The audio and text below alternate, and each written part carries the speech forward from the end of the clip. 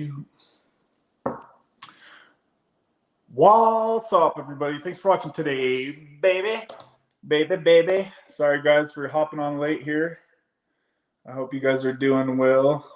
It's been kind of a crazy freaking week. A really crazy week for me, and I'll kind of dive into that in just a minute. Hey, Jeff, are you the one that just sent me an email, Jeff? Pretty sure it is. Thanks for sending that, by the way, brother, and sharing your story with me. Carly, you made it. What's going on? Deb, what's up? Good to see you in here again. Jeff, Carly, how are things going? Oh, things have been better, not gonna lie, guys. So I've got some stuff I'm gonna share with you about kind of what's been going on with me. Sorry, I just made an awesome green smoothie, and I've got my tea here. Sorry for the jets. I live by an Air Force base, so if you guys are going to probably hear the jets flying over, you guys are probably going to hear the jets flying over quite a bit. But Jessica Jane, up in here again. What's up? Let me get my bracelet on here. You know I need Jesus to help me through these streams. For real, though. How you guys doing out there? Hope you guys are all doing well. So I noticed a comment from last week's stream. Somebody had typed a huge comment and I missed it. And so this week I'd really like to just chat with you guys the whole time. That way I can hit everybody's comments, everybody's questions, because we had like 30 something people in here last week in the chat. So it was really hard for me to talk to Sunny the whole time and also still keep up with you guys in the chat. So I'm not really sure if I'm gonna have a set type of live stream or if I'm just gonna kind of bounce around.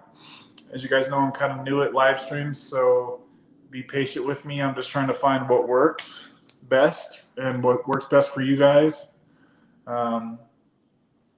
Before I start off with the video, does anybody have any questions for me? Let me know how you guys are doing in the chat. Sorry, I was on here a little bit late. Can you guys tell I have a little bruise on my nose right here? So check these things out, guys. I've been using these lately to help me sleep at night. Nasal Strips. These things are really helping me sleep so much better because I have a deviated septum. So this side of my nose is pretty much almost all the way blocked off. So if you guys always can kind of tell, I'm kind of always stuffy and I just kind of sound like I'm not breathing 100% proper. And it's because this side of my nose is mostly blocked off all the way. And at nighttime, it fully blocks off. So I'm stuffy every night. So I'll put this on at nighttime, especially before bed. And last night I had allergies on top of that stuffiness. So I was experimenting and I tried 2 of these last night. So you got to be careful when you put them on to make sure they're not too tight on the bridge of your nose, because that's what will happen is you'll get a bruise because it kind of pinches your circulation right there. So I'm new to these nasal strips, but they are definitely helping me sleep at night. It just kind of props your nose open, really. So I don't know if you guys have experience with those or not. Let's see. Carly says, I just started my taper again. Carly, what dose are you at? I'm gonna pull up my other phone so I can see your guys' comments better, because right now you're on the screen comments. Let's see here. Give me just a sec, guys. Let's see. I did. Oh, looks like Dr. Chris Park just posted a video. How is it okay to stay on Suboxone forever? I'm excited to watch that. Let's see here. Okay. I need to find my video. Your channel. There we go. Oh my gosh, that freaking what's it called? The picture that it has is me touching my bruise. All right, I can see you guys here in the comments now. This is Jeff's first time here, so welcome, Jeff. Let's see here. Deb says, hello, everyone. My second time here for a live. I remember you last week, I believe, right, Deb? Carly, I think this is her first live stream. Let's see here. Okay. Hi, we're back. I saw the whole thing last week. Glad to be back. Thank you, mister. So you watched the whole stream? Well, I mean, I guess you were kind of on live with us anyway. Let's see, who else here? Can you guys hear those jets? They're freaking loud, and they just fly all freaking day long. So Anastasia Phoenix says, goodness sakes, dude, that's freaking loud. Says, I feel like I might finally be getting stable on 0.75. So I'll touch on that real quick since I'm close to that dose. So as I've told you guys before and most recently, I'm right around the 1 milligram and I'll easy stop. I'm starting to taper a little bit below 1 milligram. So some days I'll have 0.75. Some days I'll have 0.875, which is in between the two. So I'm kind of bouncing between 1 milligram and 0.75. I haven't been able to fully lock in my 0.75 everyday dose yet. So that part has been taking me a little bit longer. I was going through some older videos of mine that I tapered, and I noticed that whenever I get the momentum rolling with the taper, I was kicking ass with the taper, right? So I guess what I'm trying to say is, for you guys that are tapering, if you're feeling good, I mean, springtime's here now, or it's coming soon. Today was 65 degrees, and I was enjoying that. So like my mood is starting to get better just naturally, like with the rise of the temperature, right? So if you're on a taper and you're kicking butt and you're starting to gain momentum, use that momentum and keep that momentum. Just be really careful not to push yourself too fast. And always remember, it's totally fine to take a break with your taper. If you have family coming in town for a weekend, it might not be the best idea to keep pushing on your taper as they're in town. So just kind of know your limits, know yourself, and don't be afraid to put the taper on hold for a couple days. Now that doesn't mean go up with the dose for a couple days because your family's in town. Just stay at a dose that you know you're going to be okay at and flat with, right? That's kind of my suggestion with that. Always talk to your doctor. This is not medical advice. Looks like we've got 13 people in here right now, so shout out to you guys. But congratulations on getting stable on 0.75. Just be really careful with yourself, guys, as you get below 1 milligram to really slow things down, because that's when the physical stuff will start to kick in as well, right? On top of the emotional tapering stuff. So take that for what it is. All right. Deb says, my son uses those nasal strips and says they work great. Yeah, they really do. I'm so glad I finally tried these things. So if any of you guys are having issues to where you're stuffy at night and you start breathing through your mouth, it sucks to sleep when you're breathing through your mouth. It's hard to get a good night's rest. So try these nasal strips if you're having that issue. Just don't put them on too tight or you'll have a little bruise like I do. All right, Jeff. Jeff sent me I won't talk about that. I'll keep the email stuff for the email stuff. So Jess says, I won't waste too much time telling my story. In 2005, I had back surgery.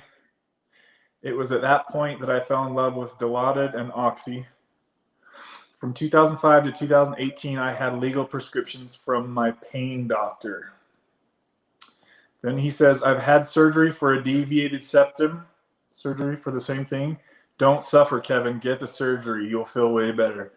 Thank you, Jeff. I've really been scared to have the surgery, especially to where I'm still on this lower dose of Suboxone. I'm not really sure how I should go about doing the pain management part of it, but it's on my mind often, and it really sucks. I can afford to have the procedure done. I've already had the consult. I wouldn't mind getting some adjustments to my nose because it goes off to the side and it's a little crooked. And also, I wouldn't mind making it a little bit shorter while they're in there. It's like, if you're going to freaking go in there and fix the breathing, make it look a little better while you're at it. I just don't want to come out looking like Michael Jackson. But thanks for sharing that, Jeff. I'm gonna watch for your story or your questions you might have, Jeff, in the comments if you want to share. If not, then you can wait till the video's over, and I'll try to respond to your email that way. Unless you want to talk about it here, I can respond to it in the video. Carly, what dose are you at on your taper? Let's see here.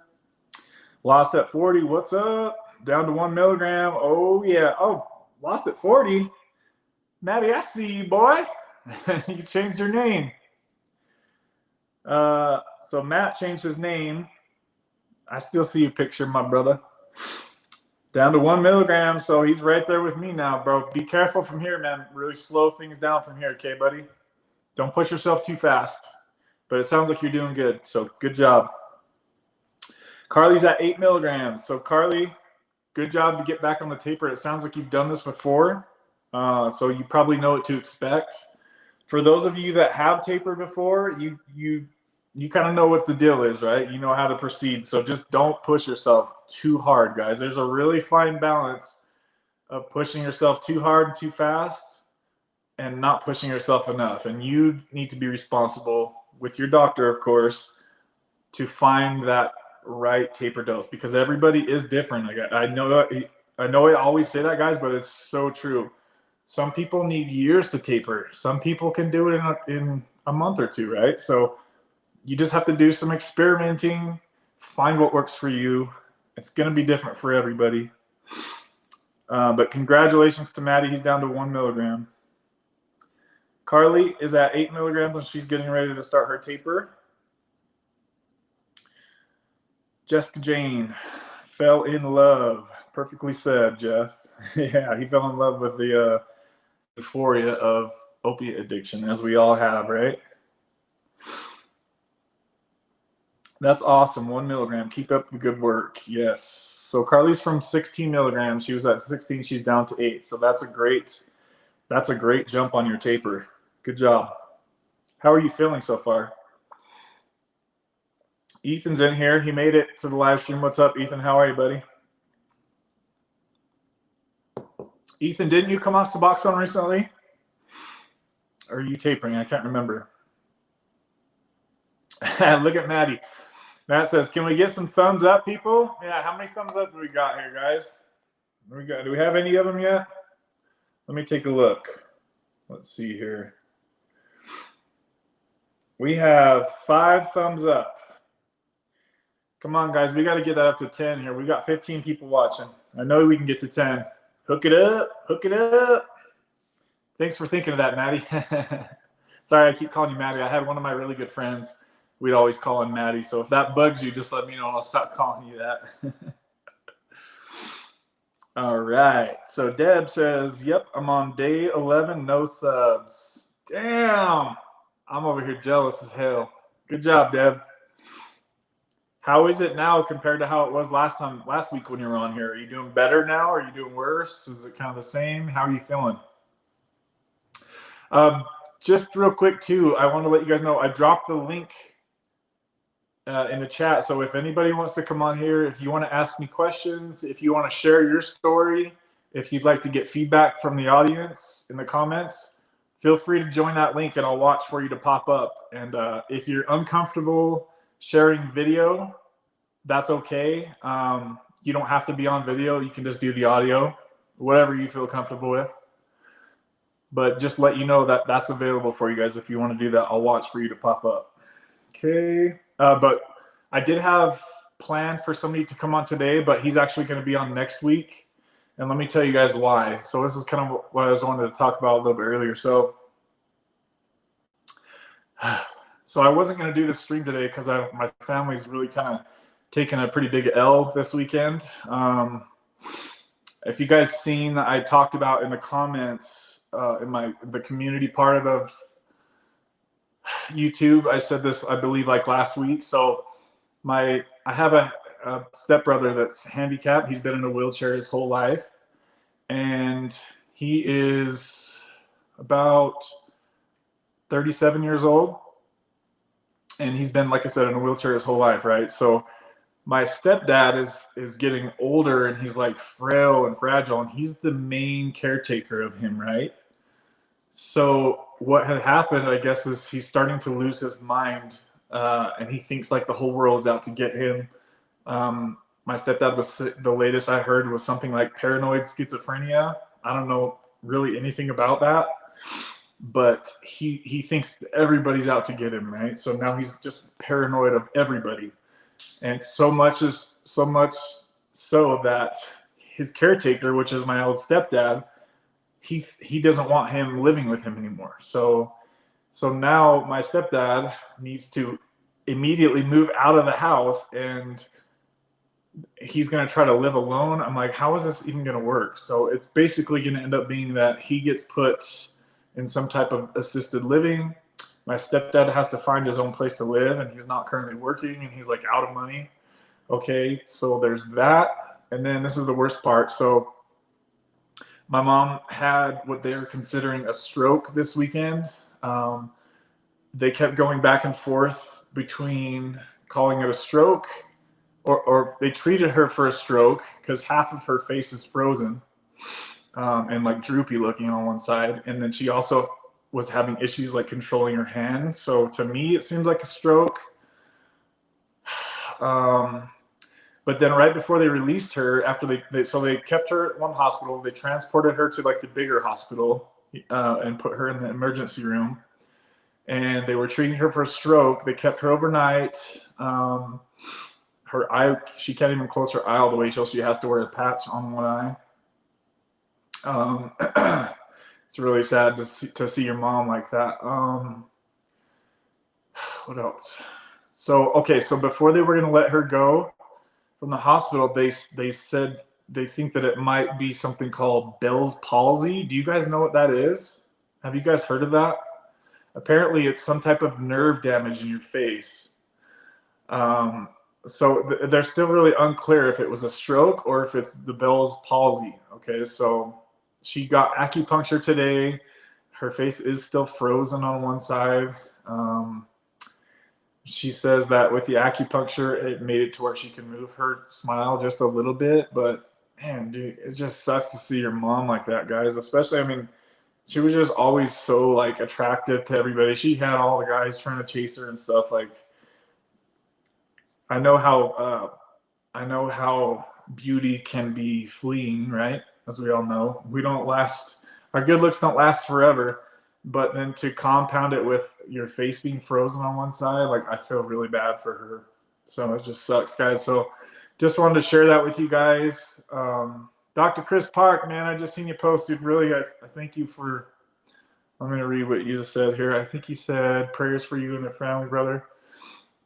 Thank you. It's good to see you in here, Dr. Chris Park. I'm going to watch your video after this. But yeah, guys, so I wasn't going to do today's video, but somebody had posted a comment saying something about they were excited just to be on today's live stream. So I was like, I'm just going to tough it out. And I'm kind of,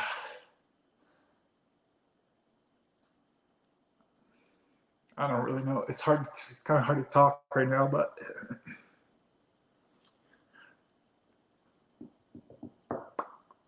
so I'm just trying to be strong for you guys and get on here and talk to you guys. And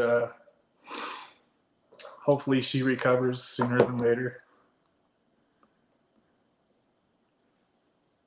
Well, yeah, let me get back to some comments here, guys.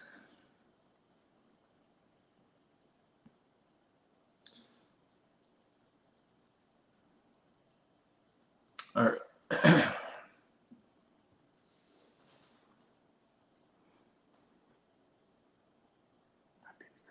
All right, sorry, guys. So Jeff says, wow, congrats, Deb.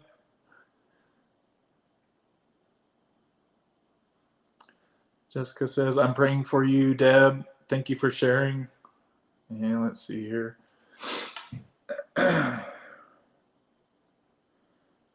Anastasia says, that's me too. Hard to get from 1 to 0.75. Yeah, that's been a challenging dose for me this time, guys. So I'm working on it still. Like I said, I'm still not down to 0.75 every day, but I am getting some days at 0.75. So All right. Deb says, this live stream gave me the motivation to not take a piece. There you go. Sometimes that's all it takes is one little thing. I mean, like I said, I wasn't going to do today's stream, and then somebody had posted that they were excited for today's stream. So I was like, all right, I'm going to get on there and just tough it out, go through this, put my own personal stuff aside, and just try to help some people if I can somehow. So good job, Deb. Let's see here. Matt says, seasonal depression can mail a finger puppet out of me at times. Yeah, hey, at least winter's almost over, right, guys? Sorry for getting emotional right there. It just kind of really hit me all there at once, but kind of freaking looking like a wuss on this live stream, but it's all good, guys. Hey, we got 19 people on here. Shout out to you guys in here hanging out with me. Yeah, Maddie, hopefully springtime's coming in your area.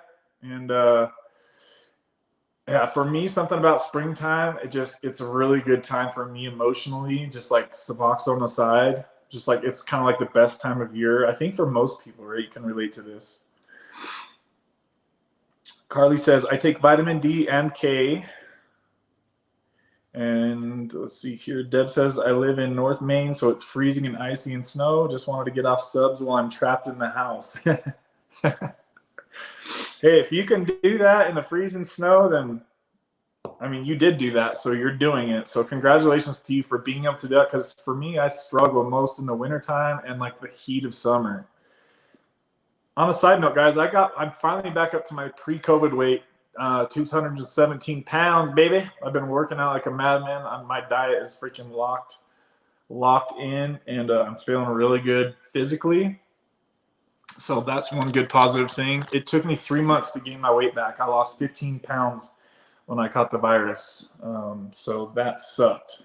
A lot of people are gaining weight when they get the virus, but I dropped a lot of weight. I lost 15 pounds in 3 weeks. That sucked.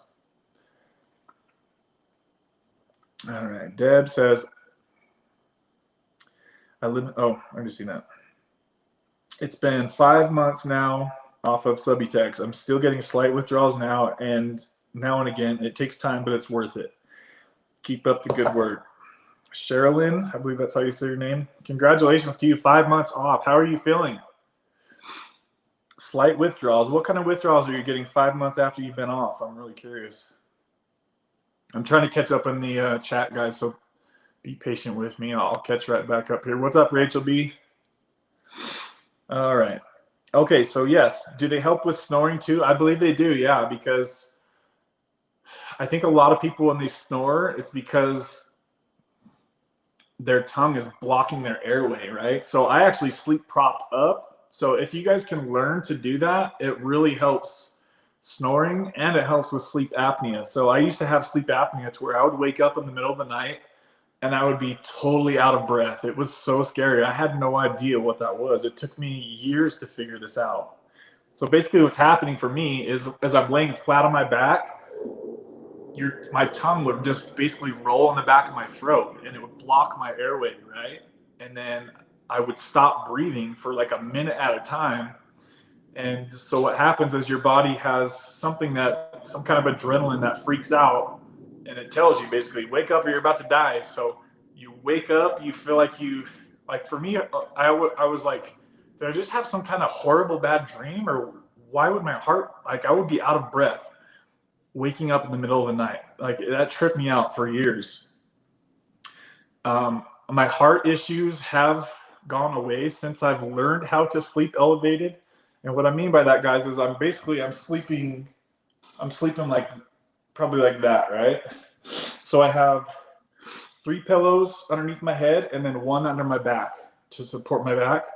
It took me about a week to get used to sleeping like that, but it's the only way I can sleep now. I hate trying to sleep flat on my back, but that cured my snoring and it cured my sleep apnea. And I don't need to wear one of those those CPAPs. So it's worth a shot, guys. If you're somebody that has sleep apnea, if you snore a lot, try sleeping upwards. Like I said, it takes a little bit to get used to, but for me, it's the only way I could sleep now. I could not sleep normally. So I do believe that these will help with your snoring, just being able to breathe through your nose as good as possible at night, give it a shot. Worst case scenario is it doesn't help, but I bet it would. All right, so Deb says vitamin K question mark. What does that do, please? Let's see here. Thank you. Oh my gosh, I'm so far behind on the comments. I'll catch up, guys. All right. So, Deb, it helps with the vitamin D getting into your system. It's one small capsule, she says. Anastasia, my son uses them for snoring. His wife is happy. So yes, they work good. Yeah, there you go. So yes, they do work. They do help for snoring. Carly says vitamin D and K in one. Dude, us use notebooks fine. Laugh out loud. Don't get a mini nose. Yeah, I don't want a mini nose. Oh, I think he said, dude, your nose looks fine. Dude, my nose is long, bro. Look at this thing. It's long. I mean, I feel like I'm all right, portioned, whatever, but definitely I think helping the beard helps not make my nose look so long. But if you look close, it does go, it kind of goes off to the one side a little bit, and it does drive me nuts, honestly. So it's like, why not, if I'm going to have my breathing fixed to where I can actually breathe, why not have them like try to straighten my nose out some and maybe just make it a little bit smaller? Do you guys know anybody that's had plastic surgery? If so, how did it go? But I can't afford it. I mean, it is like a $20,000 surgery. If I can breathe, that alone would make it worth it. But thanks, Maddie. I appreciate the compliment, brother. Deb says, thanks, Carl. I'll try to get some. I do take vitamin D. Carly's on 8 milligrams for 16 lamp, goofy. No rush. All right, Jeff says, I'm fine with sharing. As I mentioned, I've been on painkillers since 05, transitions to subs in 2018. Congratulations, that's a great transfer to make. So in total, I've been on opiates for 17 years. I'm afraid of falling apart without subs. So, I mean, you're right. Your story is a lot like mine. So I believe you said you're on 6 milligrams of Suboxone right now, and this is Jeff. Hopefully you don't mind me talking about this on here, Jeff. Jeff is on 6 milligrams a day of subs. He wants to know if he can go to 4 milligrams a day of subs without feeling withdrawals. Try it, brother. I think you can do that. Worst case scenario is you feel a little bit of anxiety, right? Maybe you feel a little off, but you can try it, right? As long as your doctor says it's okay to try it. If it doesn't happen, if you can't do it, then go to 5 milligrams a day. That would be, I would probably maybe start there, just depending on you knowing you need to know your tolerance to tapering, right? I'd say going from 6 milligrams to 5 milligrams would probably be a better idea, just knowing what I know. But you can try going to 4 milligrams. And if you do, Dr. Chris Park always talks about this, and I do too, because it's a really good idea. So you can stagger your doses. So if you wanted to try 4 milligrams tomorrow, you get through the day, right? Then the next day, go to 6 milligrams a day. Then the next day, 4 milligrams a day, right? Just kind of mesh the dose in. Do that for like a week or two, okay? Then you can just go 4 every day, right? Something like that. You could do that, or you could just switch to 5 milligrams tomorrow and you'd be totally fine. So it's something like that. Just try different things. Try pushing yourself a little further in the morning time to where, because I find that most people struggle with things at night, right? If you're worried about tapering and any type of withdrawal kicking in, the worst part about withdrawal for most people is insomnia and restless legs. And you shouldn't experience any of those until you get down to like 2 milligrams or below. You shouldn't experience any of those. So mostly you're just going to notice that you're off a little bit. Maybe you're a little bit anxious. Maybe you have a little bit less energy. It shouldn't be noticeable at that dose, though. I think you'll do just fine, Jeff. And yes, your testosterone levels, you want to get those in the optimal range, because for guys, especially at your age, you're going to want to optimize things as good as you can, especially while you're trying to taper Suboxone. So it's all just a part of the puzzle. The more pieces of the puzzle you guys can put together, the better chances you're going to have at tapering off. Okay. Let's see here. Deb says, I tried to push myself and jumped off January 1st at 1 milligram. I lasted 3 days, but then I took half of a milligram for a while before I stopped 11 days ago. That's a great way to do it. I love that you did that. A lot of people are pushing themselves. They're jumping off.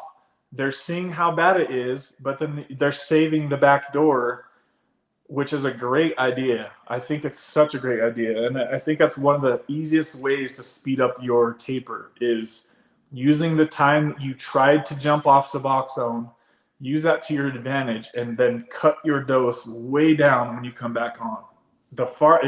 If you can make it a week without Suboxone, okay, let's say you jumped off Suboxone at 2 milligrams, you jumped off for a week, and you just can't do it anymore for whatever reason. I guarantee you guys, after a week, you could get on a half a milligram a day, and your body will be like, thank you, I'm good. And then that could be your new dose. Something like that. Maybe 1 milligram, right? Maybe 1 milligram. If you can make it a week, cut your dose in half, and you just can't stand the suffering anymore, that's fine. Just come on at a lower dose. Please, guys, don't go back on it where you came off. Please don't do that. All right.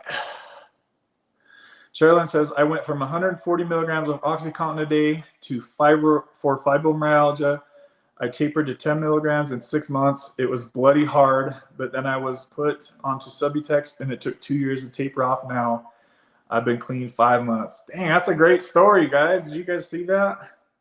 Congratulations. I bet you should be so freaking proud of yourself for doing that, because that's a high dose of Oxy, right? I was up to that dose too. I was taking the same amount, and then I went to Suboxone, and then I'm still tapering now. But I got to tell you, the life now that I have now, like spiritually and emotionally, being on 1 milligram of Suboxone versus the life that I had when I was stuck taking illegal drugs every day, it's not even comparable to the life that I feel now.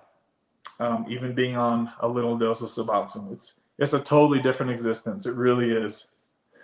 Callie Love, what up, girl?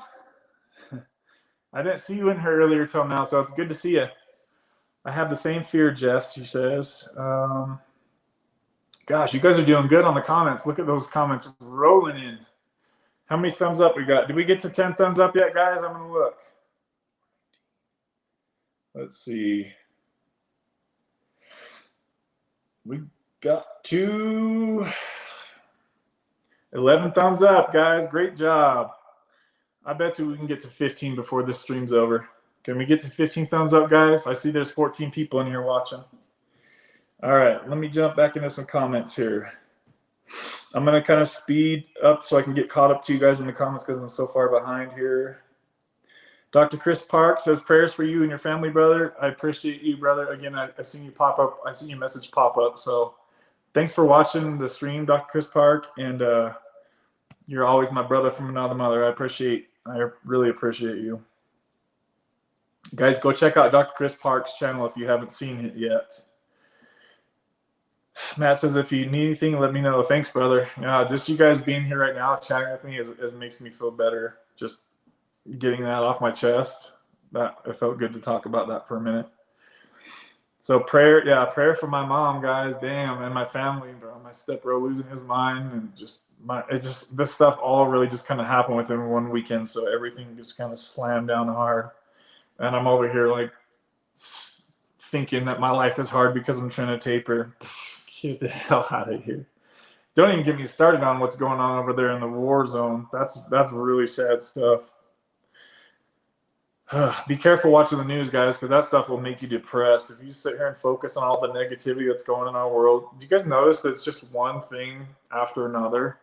There's always going to be something big in our world that's depressing to read about or, depressive to watch. Just really be careful with your energy, guys, especially if you're an empath or highly sensitive person. You really have to be careful of your energy because one freaking news clip can send your entire day down the drain. So just be careful of your energy and notice if you get stuck in these negative thinking loops, you need to do something to get out of that. And then maybe that's praying, maybe that's meditating, maybe that's going to the gym. Just really be careful of that, getting stuck in that, because a lot of people are getting stuck in that loop right now. Carly, thank you. She's adding family to her prayers. Deb, that's the side effects of vax. Oh, that's side effects of vax. Oh, yeah. So wait. No, she didn't. She hasn't gotten the vaccine. But she did have the virus. Do you think the virus could be related to that? Dr. Chris Park, if you're still in here, do you guys think because she has had like teeth nerve damage in past years. I remember she would always have issues with that. So if it is Bell's palsy, it's some sort of facial nerve damage or something like that. I don't know. I've never even heard of that, but I've heard other people talk about it. And it's weird, guys. I don't know how they can't say for sure, yes, it was a stroke, or no, it wasn't. You know what I mean? Because, I don't know. They did a lot of tests on her. It is what it is. Hopefully, it just doesn't get worse. Gosh, if anything got worse, I'm knocking on wood right now. Sorry, Mom. I didn't mean to curse you there. All right. Okay, so Dr. Chris Park says, Bell's is a paralysis of the facial nerve and not a stroke. Will sometimes reverse, but many times there's a lingering deficit. Okay, so obviously a stroke, if it was in fact a stroke, that would be much worse, right, than Bell's palsy, because stroke could get worse, right? And stroke is basically brain damage, right? So I know that when she got the news that they think it could be Bell's palsy, like there was a huge lift in her emotions. I could tell, and mine too, obviously, because we were thinking she could have another one shortly after that was much worse. So, but when I seen her in person, oh, it was screaming stroke to me when I talked to her, when she took her eye patch off. Just seeing that. It seemed like her eye was like maybe a little like not fully, you know what I mean? Like I didn't want to say anything, but it just, to me, like my gut says it's a stroke, and to where they haven't been able to fully say 100% yes or no each way. That's what trips me out, is how can they not tell that? I'm just hoping to God nothing gets worse. Let's see here. Oh my gosh, how am I so far behind on these comments? Me too. I'm gonna skim through some of these comments to try to get caught back up with you guys. If I see anything important on here, I'll touch on it here. I watch your videos, Dr. Park. Thanks for helping so many people. Yes, guys, we love Dr. Chris Park up in here. He's our main squeeze. Always inspirational, always uplifting, and he knows his shit. So I can never say enough good things about that guy. All right, Deb Woods, she may recover from the Bell's palsy. My friend had it for about 6 months, so that's good. If that's it. I mean, if it was a stroke, can her face start to work again, or is it usually? Yeah, a stroke is worse. Doc Chris Park says. Okay, so I'm just wondering how they can't tell us, yes, 100% for sure it either was. MRI of the brain should be able to confirm if it's a stroke or not. Yeah, she had an MRI that night when she was in there, and they were treating her for a stroke. So now she has all kinds of medications to where she has to really be careful. They're saying like she shouldn't be alone for the next like few months, and she can't like shave her legs, or else she could bleed out, I guess, because her blood's gonna be so thin because of the medication they're gonna have her on. So it's just really kind of confusing. So if any of you guys have any experience with what I'm talking about, or anything like that, feel free to drop a comment if you see this later on, or even right now. All right. Gosh, I didn't realize how hard it was to talk about that stuff on here. All right, let's see here. Praying for you and your family. Thank you for the prayers. I wish I could give you a real hug. Thanks, Jessica Jane. Here you go, girl. Thank you for that hug, girl. Give me an air hug. Liz says, my dad had a stroke. Sorry, Liz. How's he doing now? Is he recovered? Prayers.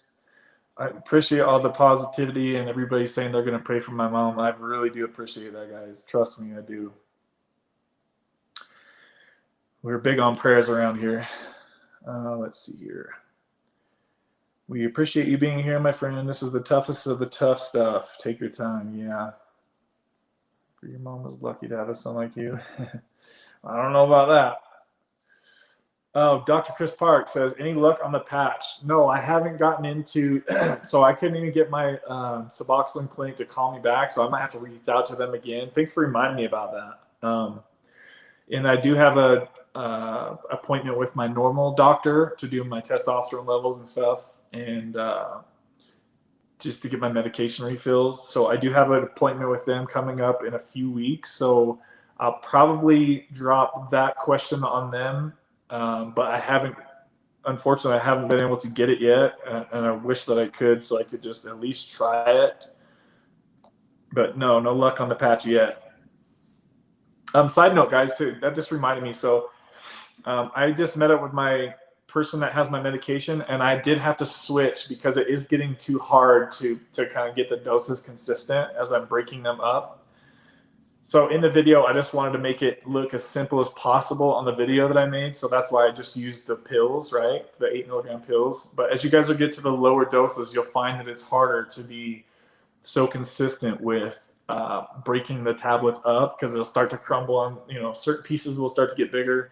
I've done it for so long that I could pretty much know about what it took to get there, but it's really a hassle. So if you can, guys, switch to the 2 milligram strips. So that's why I just swapped the ones out for those. Like I told you guys, I have all types of different stuff from over the years. So switch to the 2 milligram strip if you're getting to the lower doses. Probably anything below 2 milligrams, you're going to want to switch to the 2 milligram strip or tablet if you can't get the strip. I personally have never noticed a difference as far as the effectiveness versus either one. Like, I've seen some people say they don't think the strip works as good, or they don't think the tablet works as good. I could never tell. I think that must be in a lot of people's head, because I don't think, in my experience, it didn't change anything like that.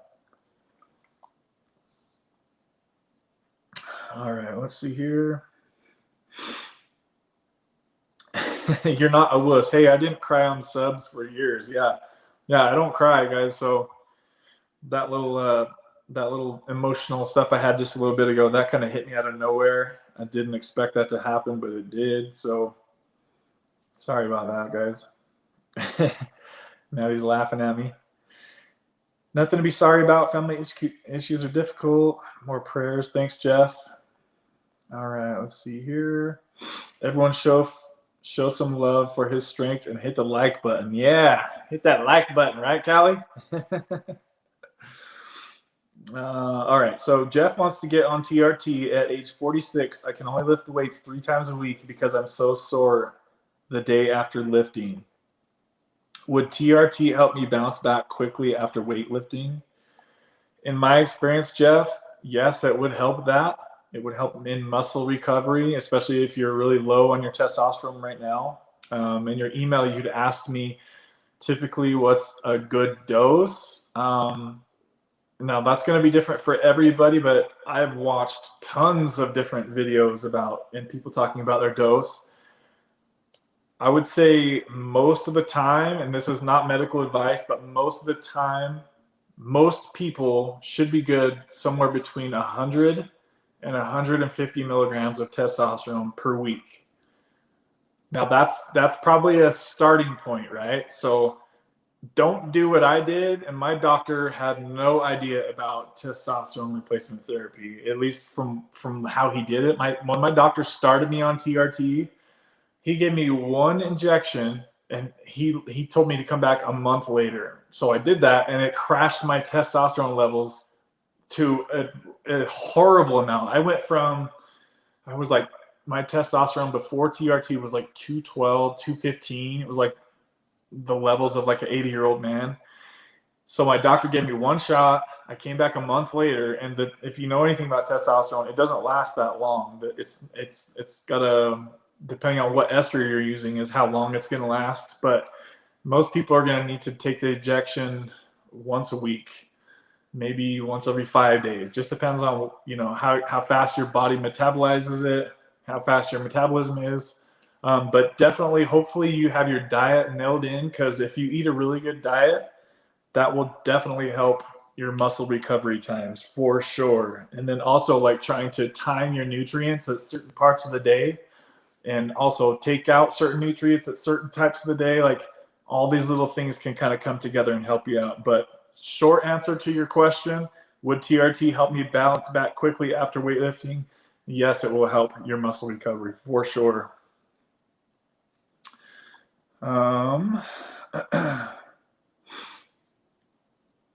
Also, I think there are some supplements that they make to help in that. What's it called? I can't remember the name at the top of my head. Oh, Dr. Chris Park says, for guys under 50, I normally start with 100 milligrams a week. See, right there, he said it. Yep, and I think that's a great dose. So my doctor gave me 100 milligrams and told me to come back in a month, right? So clearly it's going to crash my body. I was miserable. After about a week, you can start to wear off. So for me, what I found works best is I'll do my injection once every 5 to 6 days. That's about the sweet spot for me. And that kind of helps keep your blood levels a little more stable. Some people are doing insulin, daily insulin, testosterone microdoses, and they're doing it into their just into their abs, I believe. Don't quote me on this. I don't know much about it. I haven't tried that, but it's a good idea to keep your blood levels extremely level, because once you take your injection, then your testosterone levels are going to go up, and then just over the week, they're going to slowly come down, right? Something like that. So Dr. Chris Park just says he starts most guys on 100 milligrams a week. And I think that everything that I've experienced and everything that I've read, 100 milligrams a week is like the perfect starting point. Maybe if you're a bigger guy, you might need maybe 150 milligrams. Also, where you have Suboxone coming into play, that could push your doses down too. So I'd be willing to bet, Jeff, that you're going to land somewhere between 100 and 150 milligrams a week. So just heads up on that. Let's see here. Subcutaneous, yeah. So traditionally speaking, most people have always thought about doing or needing to take testosterone intramuscularly, right, through the glutes. So that's where I do mine, is in the upper outer side of my tushy. That's where I do. I just use a 1-inch syringe, 25 gauge needle is what works best for me.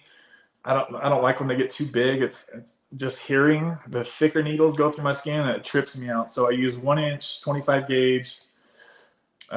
Make sure you aspirate, meaning that you're pulling back to check to make sure you're not in blood. If you have blood when you pull out, you need to get out, because you're probably in a vein or a blood vessel. So you don't. If you see blood in the syringe, take it out, start over, and do it again. Again, this is not medical advice. Okay. And make sure the doc is checking estrogen levels. Yes, some people, if you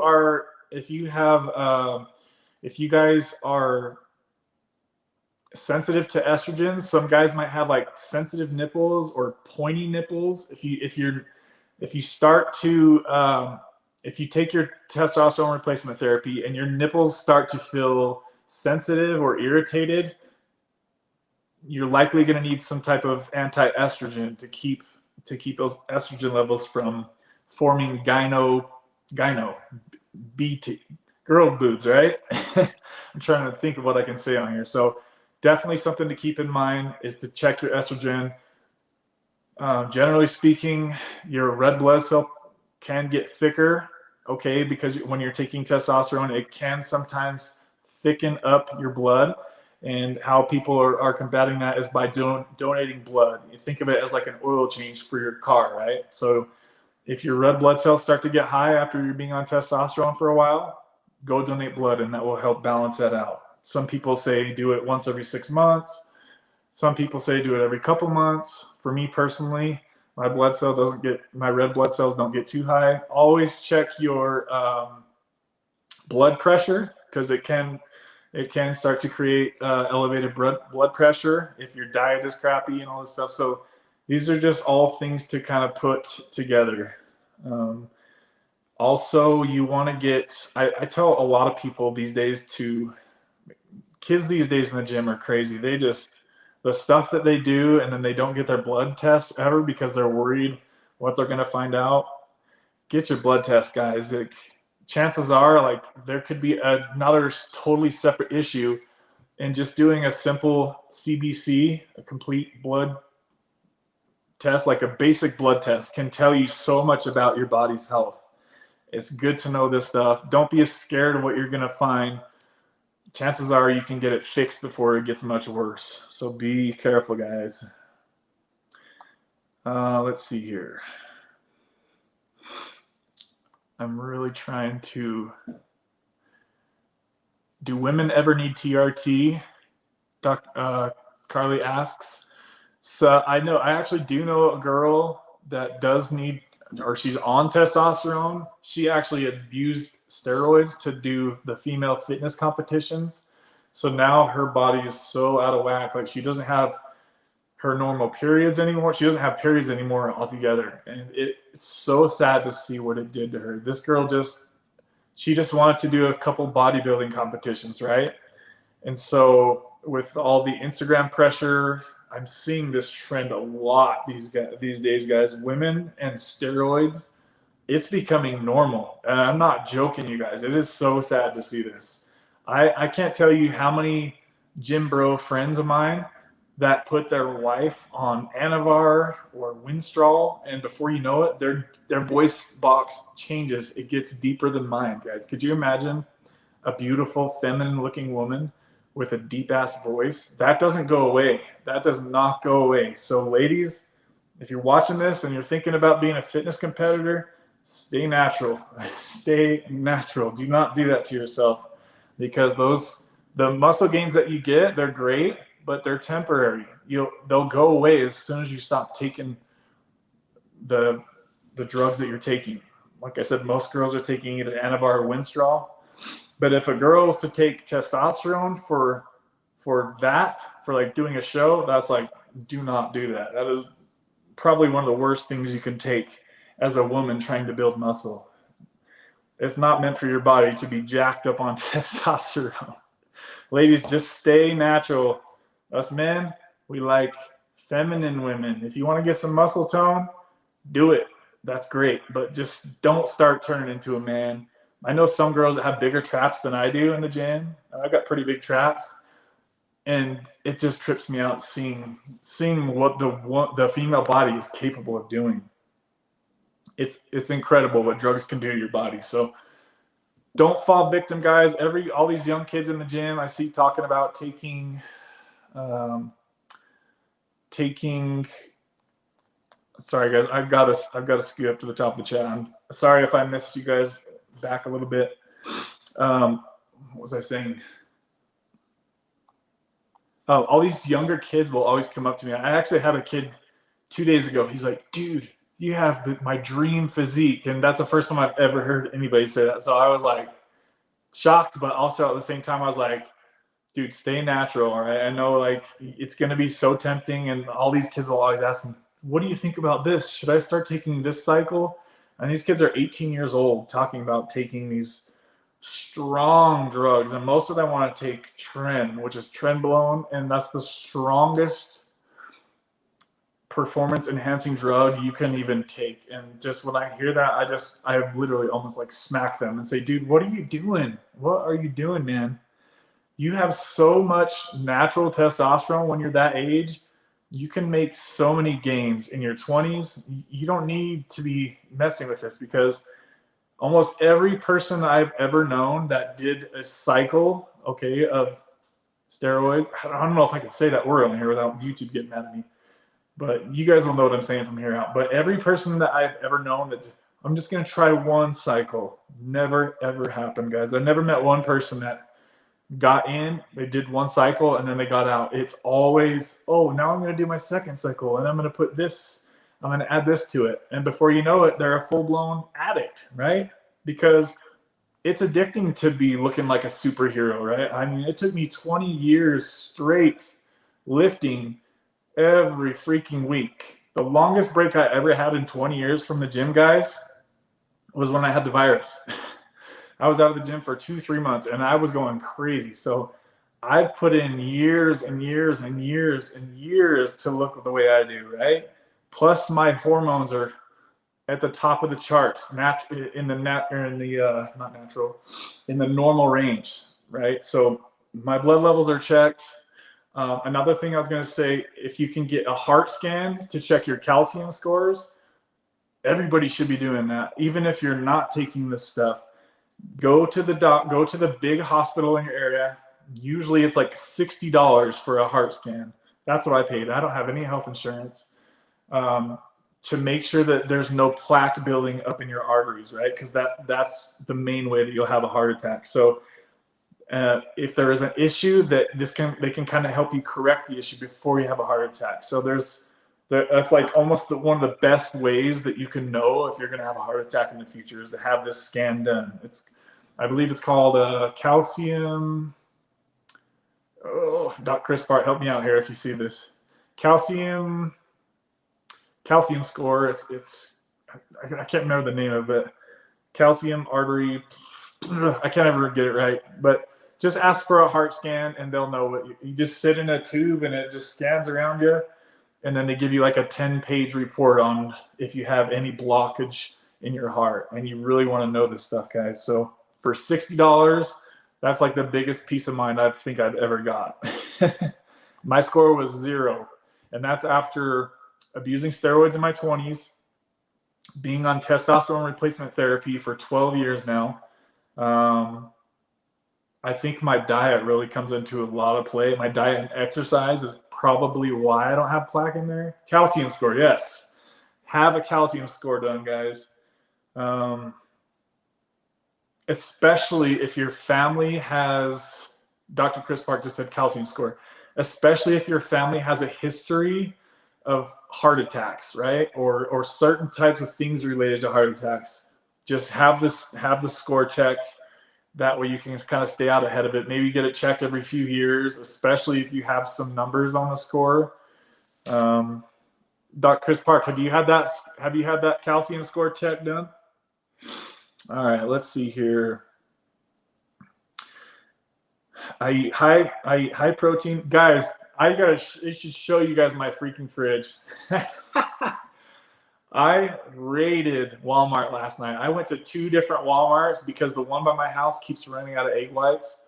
I bought 30 tall cartons of egg whites. That's going to last me 1 month. I spent $140 last night on egg whites, guys. So I go through like a whole carton per day, and it's really helped my body, I believe. And I'd rather do that than like a whey protein with the powder and like the processed stuff. Like that stuff wrecks my guts, right? So I'm making my little protein drinks, and I put egg whites in here. No, but plan to. Yeah, dude, do it. It's like I said, it's a huge thing to know. Like I said, especially if somebody in your family has had heart attacks, or like it runs on a certain side of the family, or if you have abused drugs in the past, or you just haven't taken good care of your body, guys, it's $60 is what I paid. It's obviously safe, ? Yeah, I believe there's like a tiny bit of radiation that can come through the scan, but it's worth knowing, I guess is what I'm trying to say. Let's see here. It's so cool that you're in here hanging out with us, Doc Chris Park. You got to start doing live streams more often, man. I just seen your first live stream the other day.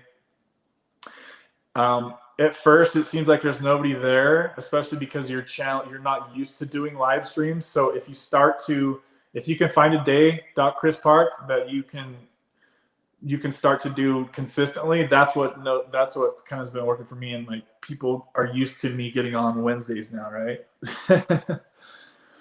Let's see here. Testosterone ethanoate is 100% covered by my medical plan. Is that the TRT med I should use? You can use testosterone E or C. I feel like most doctors prescribe C, which is cypionate. The half-life is just a little different, but essentially it's the same drug. It's just most of the time testosterone is testosterone. I've never been able to tell the difference between enanthate or cypionate. It's just, like I said, I believe cypionate is a little bit different half-life than ethanoate. So talk to your doctor about that. Some people can get testosterone cream to just rub on, but I've heard a lot of people don't like to mess with that because it's just messy and kind of annoying. I go 6 days a week or I get depressed. Yeah, I start to get depressed if I skip the gym more than 2 days in a row. So I have to really keep up on that. Let's see here. Chris Park was thinking about going live and then remembered you go live on Wednesdays, so jumped on here. Well, dude, if Wednesdays work good for you, I can send people your way when I get off, or something like that. Like, find a time that would work good for you, and just kind of go around it. But I'm always on here at 4 p.m. Mountain Time, so whatever time that is where you guys are at. But Wednesdays is a great day for me too. So, but yeah, guys, as far as my Suboxone goes, do anybody, you guys have any questions about it? Anything of that? I'm basically going to be kind of forced to go down to 0.75 here in the next few days. So just due to the amount of medication that I have to last me for the month. And I'm really glad that it is that way, because if I ever start to not progress with my taper, I just know that my dose of Suboxone is going to be this for the month. So make it work. And I'll make it work. Camo says, hi, mate. I can't watch, but I want to quickly say hi from Australia. Hello from Australia. Chris Park missed jiu-jitsu this morning. I was in a bad mood all day.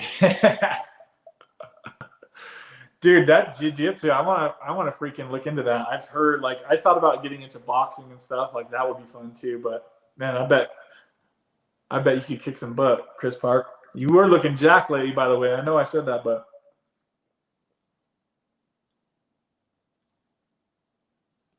Oh, the egg whites. Yeah. So the egg whites, you want to make sure that they are, pasteurized? Let me look real quick. Hold on a sec, guys. I'll show you the ones I get.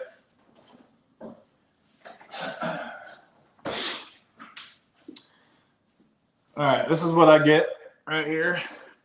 Just get these at Walmart. It's like $3.50 or $4 per thing. So make sure that they are pasteurized, right?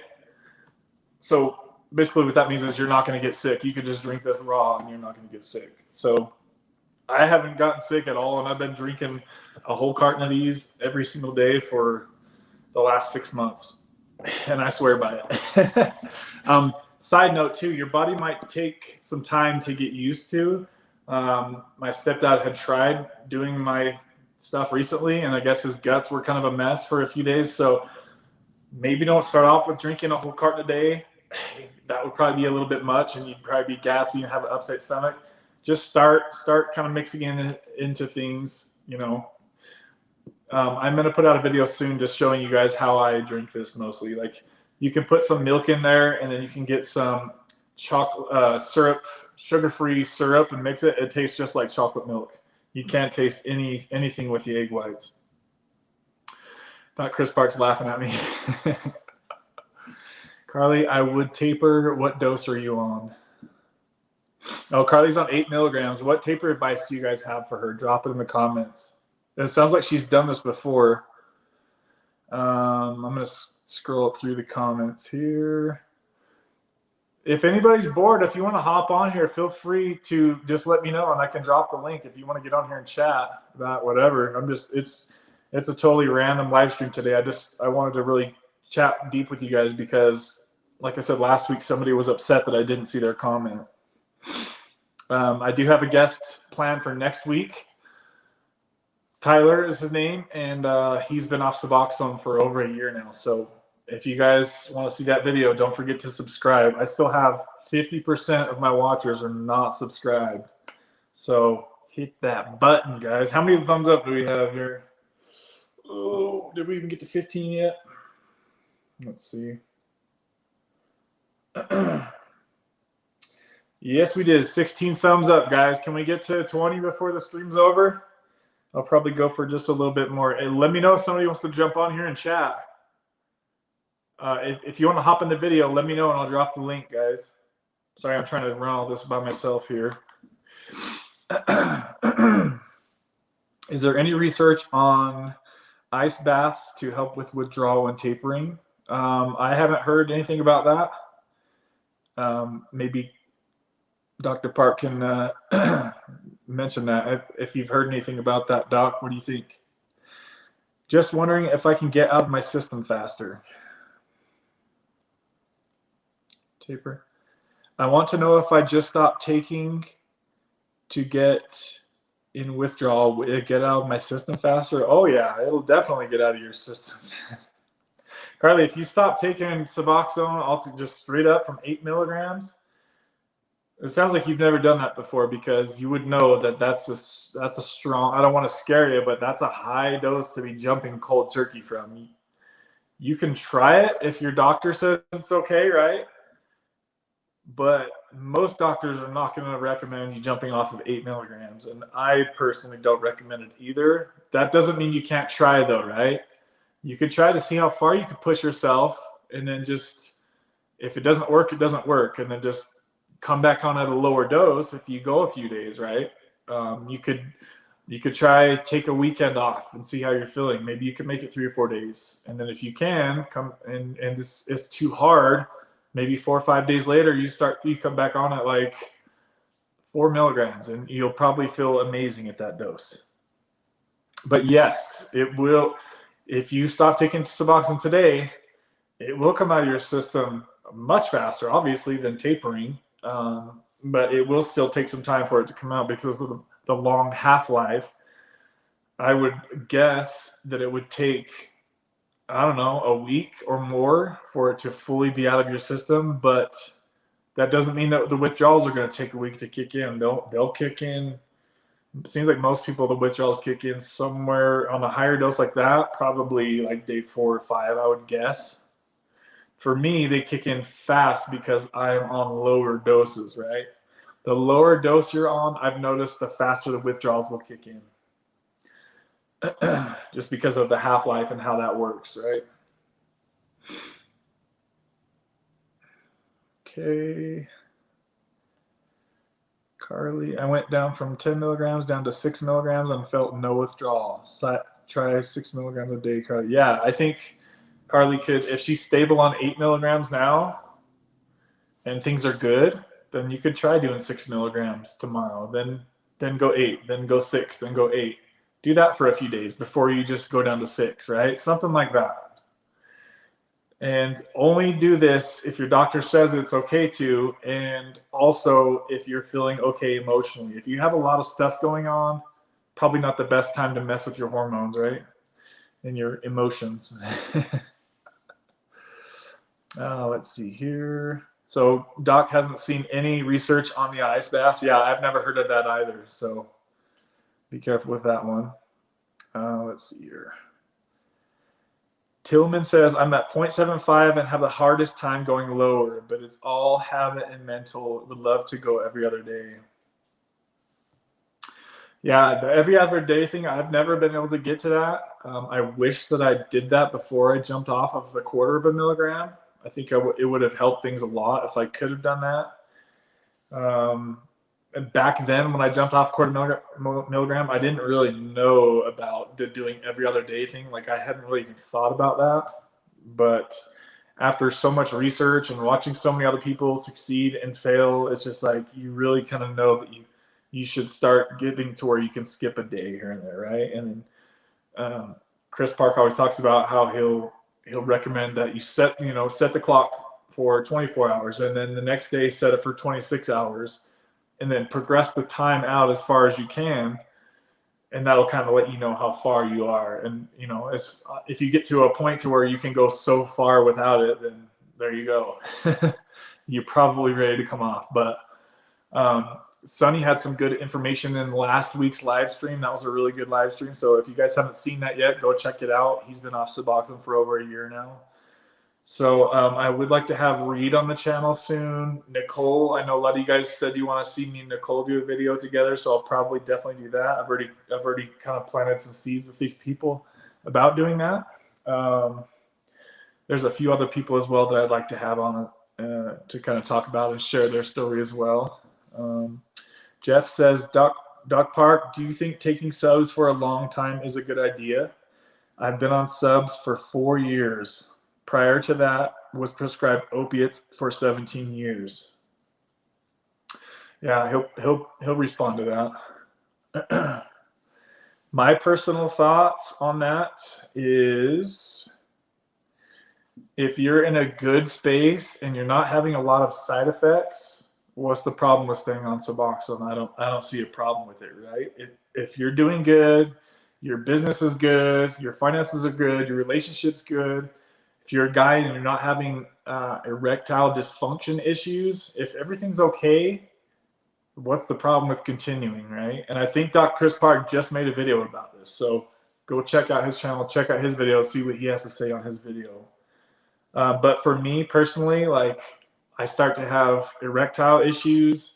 And when I'm over 2 milligrams, I get backed up to where I'm not able to use the bathroom as normally as I would like to. So for me personally, I do have issues. Just a quick side note too, that just reminded me. So that is a part of what I've noticed this time different about the taper. So on days that I'm like 0.75 or 0.85, even some days at 1 milligram, might be TMI here, but while in, I don't really know how to say this without saying it. While having SEX, right, I'm noticing some crazy, like shocking feelings, right? As I'm doing, I was like it makes me jump with the movement, right? So sexually, it's definitely changing my feelings and how sensitive I am down there. So just something to think about in the future, guys. If you feel different feelings than you felt before sexually on lower doses, that's normal and it's to be expected. It's just because your body is less numb now. Your body will adjust to that, right? It just takes some time. And I'm surprised at how long that thing has continued to happen. So yeah, just I wanted to mention that there. Let's see here. I would love to be able to share my story about coming off subs, but most wouldn't agree with my technique. Carol, what was your technique? And she says, oh, Carol, I want to hear everyone's stories. Yeah, it seems like so many people's stories are different with how they got off subs, right? I find that some people use a couple little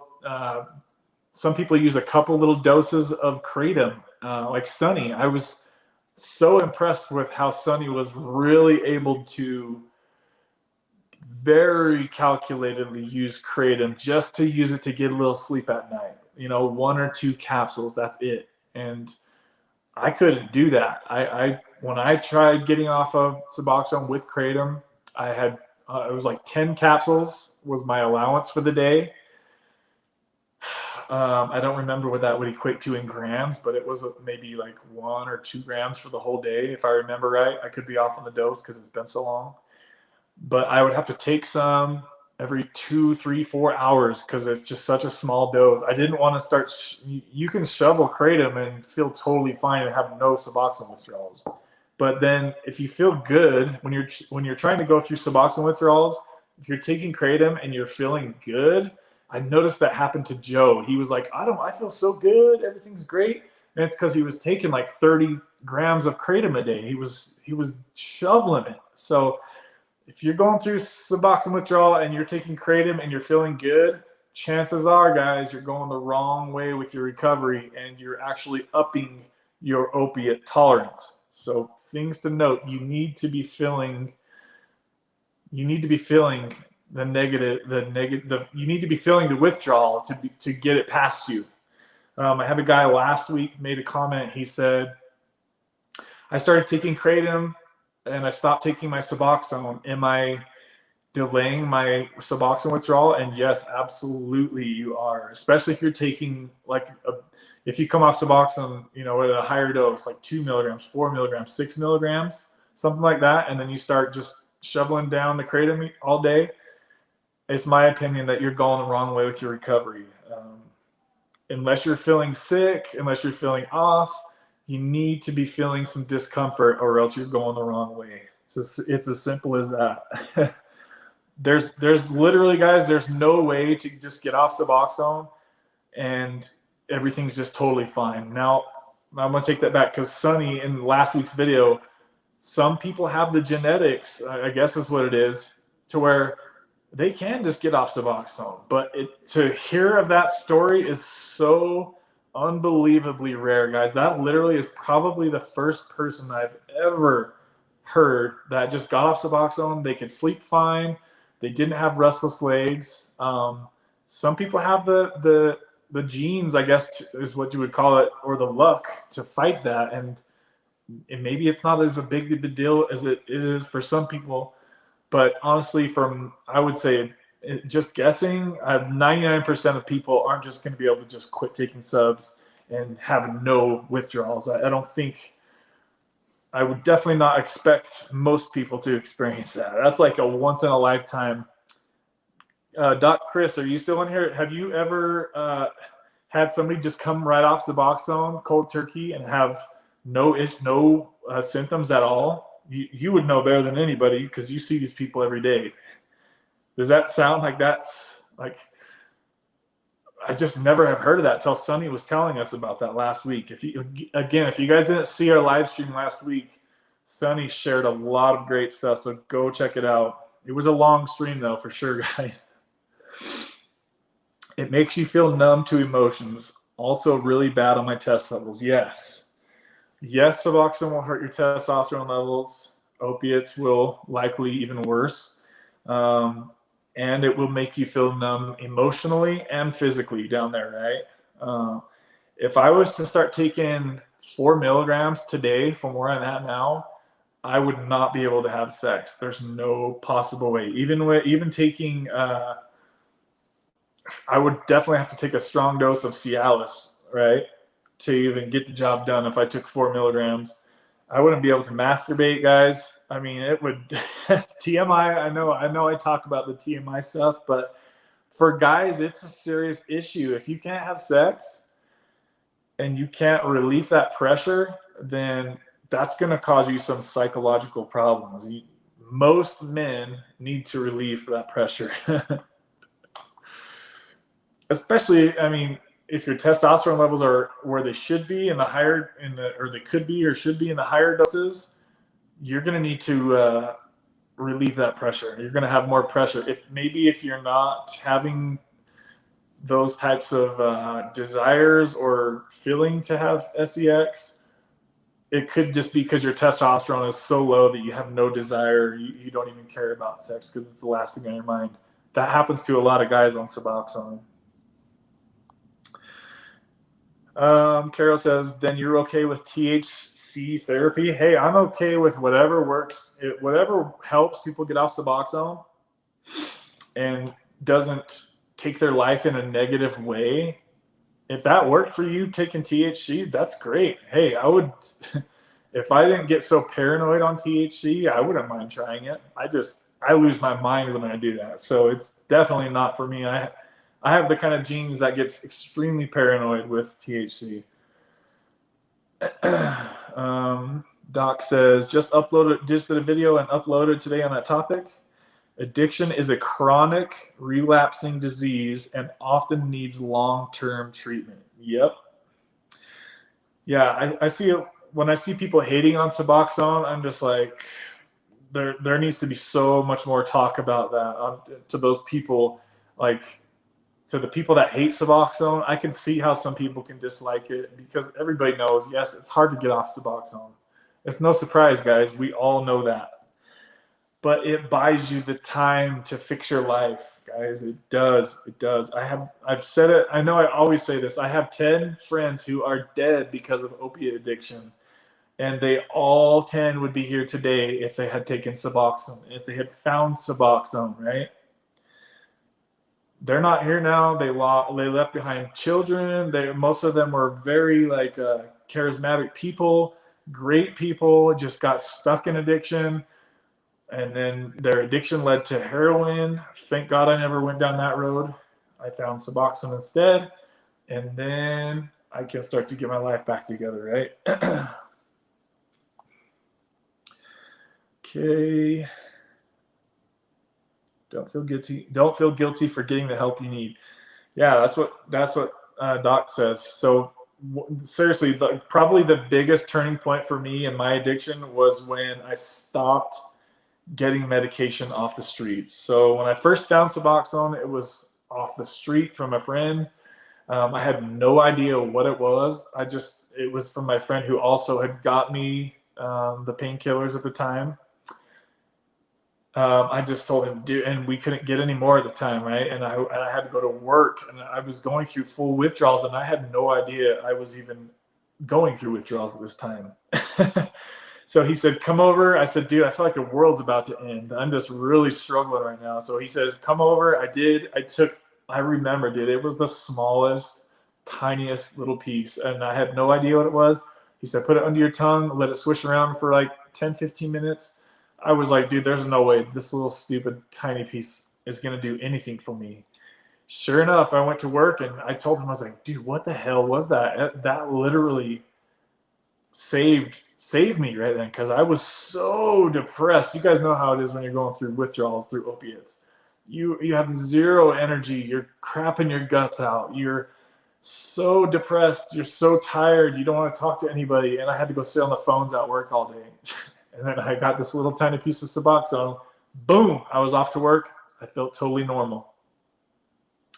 I believe the problem comes is when, and this is where I believe the stigma usually comes from, is the incorrect starting doses of Suboxone.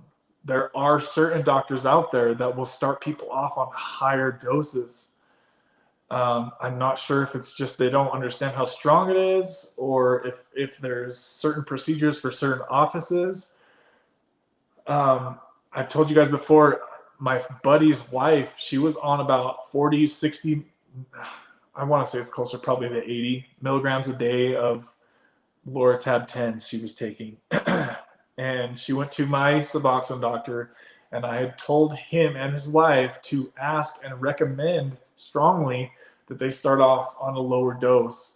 But the doctor was not okay with that. He told them, you need to take 16 milligrams of Suboxone. And so thank God she slipped one of them basically and she only took one. So she took 8 milligrams, which I was still a little scared about, that she started off with 8 milligrams. A couple hours later, my buddy texted me. He's like, she is so out of it. He said that she could not drive if she had to save her life. That's how strong Suboxone was for the first time. So encourage your doctor, ask your doctor. Obviously, there's so many variables to this that I don't want to just say a certain dose. But let me just throw out some random numbers. Doc Chris Park, just tell me what you think about this. So I would say, again, this is not medical advice, guys. If you're taking somewhere between 40 and 100 milligrams of opiates per day, right? Maybe you would start off somewhere around 2 milligrams of Suboxone per day for the whole day. See how you feel with that lower dose, guys. I would be willing to bet more often than not 2 milligrams a day for somebody that's taking 40 to 100 milligrams a day of painkillers. That would be okay for them, right? If you're talking about higher doses, maybe 100 milligrams a day of, or let's say between 100 milligrams a day and 300 milligrams a day of opiates, right? That's your addiction. That's what you're taking every day. Okay, maybe that person needs to start off with 4, maybe 8 milligrams a day, right? Something around there. Just start lower, guys. As long as you're not in risk of taking an injection and overdosing and killing yourself, because we all know there's a lot of fake drugs out there now, right? Just try to start lower. Don't just jump in at 16 milligrams, or please don't jump in at 24 milligrams. I mean, if you're a full-blown heroin addict, maybe that's a different story. I don't know, because I don't have any experience with heroin, so I don't really want to say too much about that. But just try starting lower. Be patient. There is an adjustment time. It does take your body some time to adjust to the Suboxone. And it seems like from everybody I've talked to, it's usually maybe a few days to a week, and your body will stabilize on this Suboxone. Okay, so just a couple things to throw out there. If you have a low opiate tolerance and you go take 8 milligrams as your first dose of Suboxone, that's when you might be going backwards with your recovery. Even though it's still, honestly, it's still a step in the right direction. Even if your dose goes higher than it should, still taking Suboxone is still a much better alternative than taking illegal narcotics, fast-acting narcotics. So I hope that can kind of, I just really, it pisses me off how bad the Suboxone stigma is. And still to this day, like, people that don't know anything about it, when they hear it, it's just like, it's a bad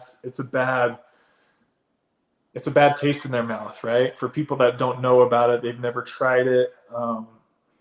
My hope is that through channels like mine and Dr. Chris Parks and Nicole and everybody else that is making videos about Suboxone, my hope is that we can change that to where Suboxone is looked at as like, good, this person is working on fixing their life, okay? And they're not looked at as like, oh, just another addict on Suboxone. Like, that's one of the main reasons I even make videos, is because I've seen what Suboxone could do for me in saving my life. I always talk about it. You guys know it's hard to get off. We all know this. This is no surprise. Yes, the Suboxone is hard to get off. Yes, the withdrawal is extremely hard for most people.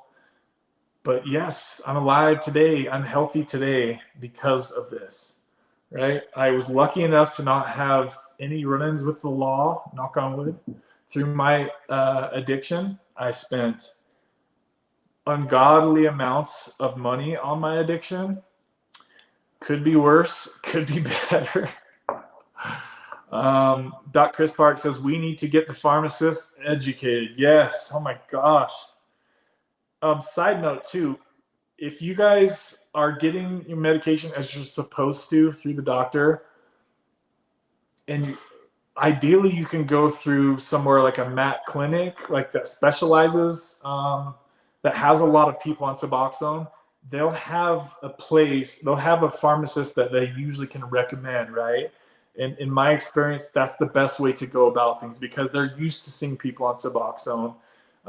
Versus if you go to a totally random place that has nothing to do with like addiction, and then that pharmacist you go to, they're not used to dealing with Suboxone, they're going to be the ones that are going to be more judgy towards you. That's my experience. So yeah, if you can ask your doctor where they send most people to get their Suboxone, that's usually kind of the best way to do it.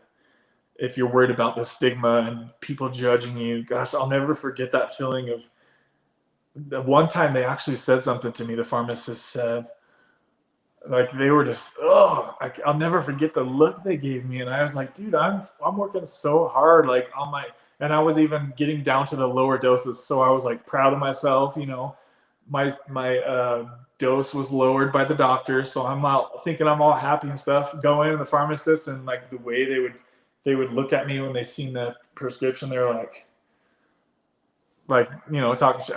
One time I said, "What? Is there something wrong?" And then they said something, and they're like, "Well, at least it's not as bad as the life you came from." Or they said something like that.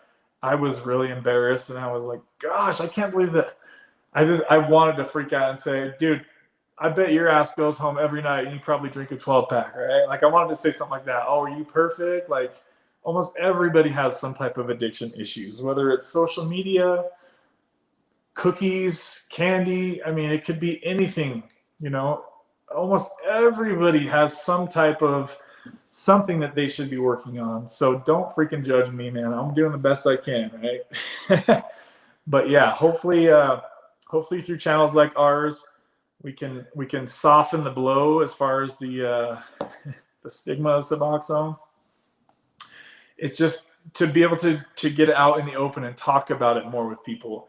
I think that alone helps. Like when people see me and I'm talking, most people that don't know that I'm on Suboxone, like people in the gym, probably if they see me, they would never in a million years guess that I'm taking Suboxone, right? Because you look at me and you think I'm like a fitness freaking guru, right? And I probably eat everything perfectly healthy all day, which for the most part is true, but I still struggle with addiction, right? It's still an issue for me. So don't judge a book by its cover, baby.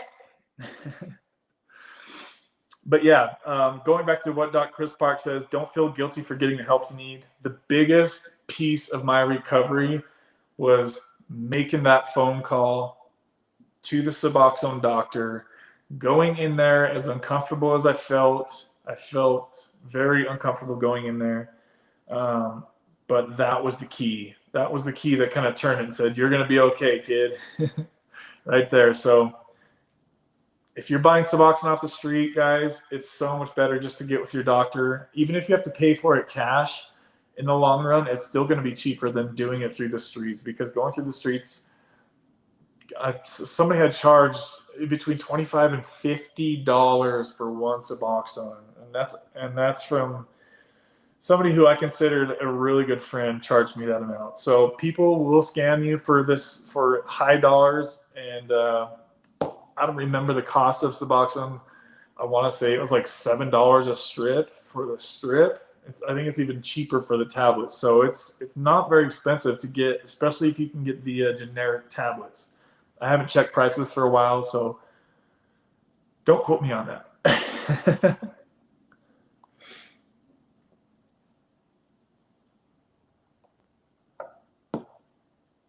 Hey, Doc, look what I got.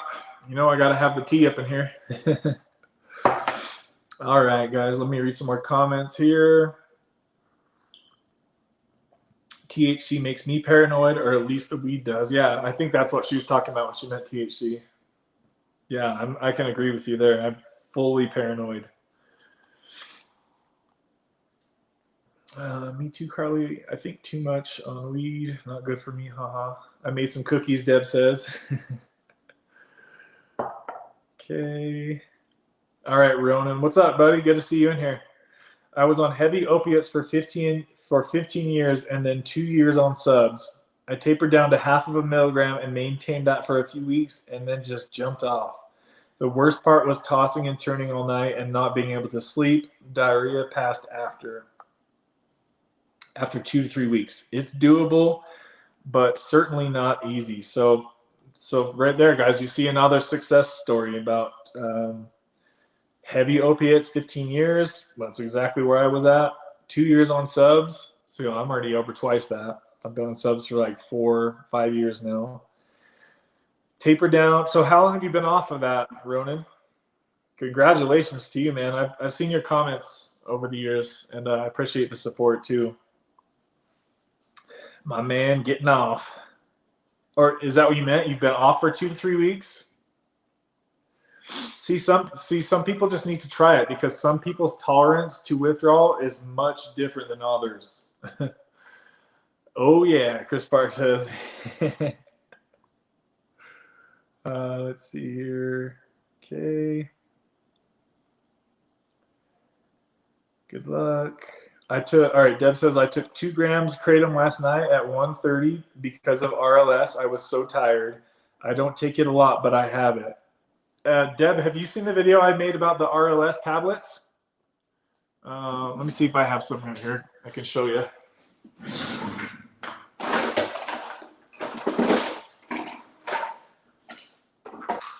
Oh, this just reminded me of something too, guys. Look what I still have. You guys remember who makes this? So I actually bought this for when I first came off of Suboxone and just haven't really used it all the way. Call Support. The creator of this medication, or supplement I should say, was Ryan Donnelly, who had passed. I didn't get too much experience with it, honestly, but here's the restless legs. You want to get this one, but the one that says PM for sleep. Some people have said that this actually works better for restless legs, so maybe try, for me personally, this one didn't do much, but the one that's PM, I use it at night, and it freaking helps. You get this at Walmart, restful legs, get the PM one for sleep. If you're really struggling with it, get both and just experiment with both. For me, I had to take like 3 under my tongue, wait 15 minutes, take 3 more, and do that a few times. I think I had to take like 9 tablets, and it says on here to do that. You can take up to, you can do that dose up to 6 times a day. So don't be afraid to take plenty of these tablets. Just start off with taking 3 under your tongue at a time, right? Let's see here. Okay. It wasn't easy at all, Rodin says, but I just reached a point where I was ready. I quit 16 years of Klonopin as well at the same time. What? Dude, you're a madman. Getting off Klonopins was horrific. Yeah, that's scary, man. I can't believe you made it through that. You must have had something that happened that just made you want to fight that stuff hardcore, because to be able to do both of those at the same time, man, whew, that is incredible. Deb, does the kratom help? I guess my reply is blocked, or it was too long. Yeah, I didn't see your reply, Carol. Sorry about that. You're welcome to try to repost it if you want to. But definitely nothing should be blocked. I'm not going into stuff like that. Siri, what's up? I'm a withdrawal wimp, Siri says. I can't do it again. I'm so fearful of it. What dose do you want again, Siri? Remind us. Yeah, you can't get comfortable. Rewrite it, Carol. Felt like I was freezing to death. Doc Chris Park says nope. I'm trying to remember what you said no to. Oh, not without. Okay, so not without 524. Wait, what? I can't be that far behind on comments. I think Dr. Chris Park says is that no, he hasn't seen anybody just hop off and have no issues. So it must have, Sunny's person must have been just blessed to the max with their withdrawal. It helped a little, Jeff, with the RLS stopped after an hour. So yeah, kratom will take away your RLS because it's tapping on the opiate receptor in your brain. Just be very careful with that, guys. As I've warned you guys 100 times, kratom can get out of control quick. So if you're able to be responsible like Deb is and take maybe 1 or 2 capsules at night to push the restless legs and insomnia aside for a few hours so you can get some rest, that's okay. That's a great way to use it. And if you can use kratom responsibly like that, I can see that as a good tool, right? You can try it for sure. The problem is when you take it and you feel that little bit of euphoria, that's what triggers your brain to think, okay, I can take this whenever I want to feel happy. And that's when you start getting into trouble. And most of us are addicts, right? So it's hard for us to know that there's something right there in a bottle that can help us make happy and not take it. That's the hardest part about it. So yeah, Chris Park says not without tapering. So yeah, you have to, almost every case, most people, generally speaking, need to taper before getting off Suboxone. There are going to be those lucky few out there that they have some extraordinary life event happen to where they have to just do it and just bite the dust. And some people can do it, but you'll never know till you try. I don't need a hanger for my bath towel anymore. Carol, I have 3 shirts on now. I'm freezing, hot and sweaty. Let's see here. 8 years clean on subs. Good job. 8 years being clean, Carly. Get your dose lower and go slow. Yep. 16 milligrams. That doc was probably getting huge kickbacks and speaking events from drug. I don't think doctors get kickbacks from Suboxone. I wouldn't think. I think that was a thing back in the day when they were prescribing heavy opiates. Maybe that was a thing back then. I think I seen a documentary on it, but I don't want to talk about that because I have no idea about that.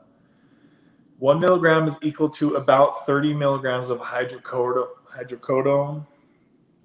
Some people say that. I have seen that on a chart. Doc Chris Park and I both think that that's a bit off.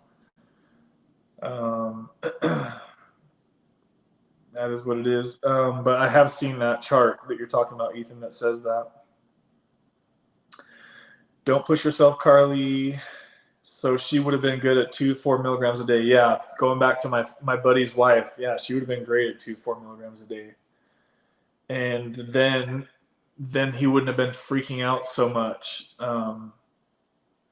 Doc says no kickbacks for writing meds, lots of restrictions. Yeah. So these days that's kind of a thing of the past as far as like doctors getting bonuses for writing prescriptions for Suboxone and stuff. Like they don't. Obviously, that was an issue in the past, so the government came in and put an end to that. So you just seen Doc Park talk about that right there. Let's see here, and forgive me, guys. I am bouncing back and forth between a little bit older comments and the live stream now, which is on that camera. I swear there are so many sub doctors that are just told by the pharmaceutical reps that it's good to increase, follow the money. See, as he just said though, that they don't get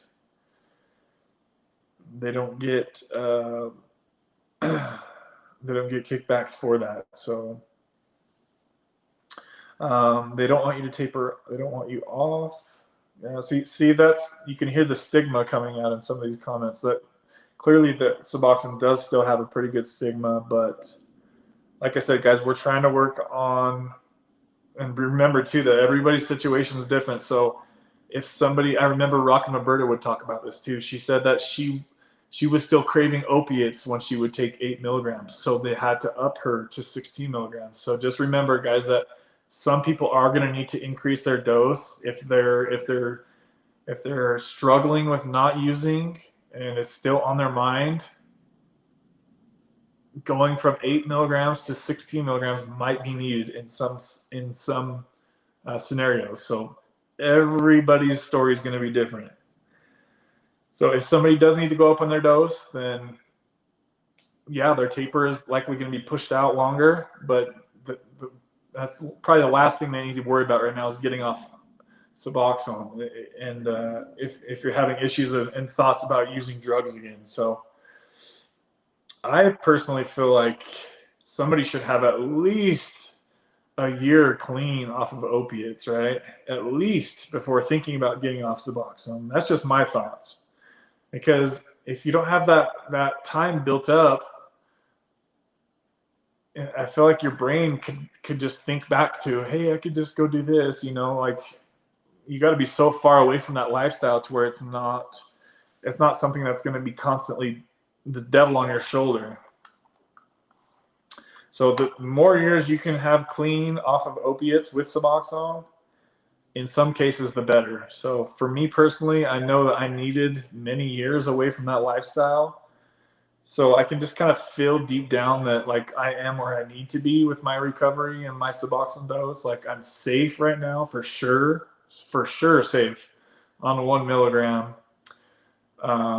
I'm having very low side effects. I'm able to get through each day okay. And I'd like to be off, of course, but I'm still safe. I've got this protection is what it feels like. It's like a little shield around me. Never think about taking opiates anymore. And I'm hoping that it stays that way since I have so much clean time. Carly says, no one in my life even knows I'm on sub. See? We all know. We're here for you.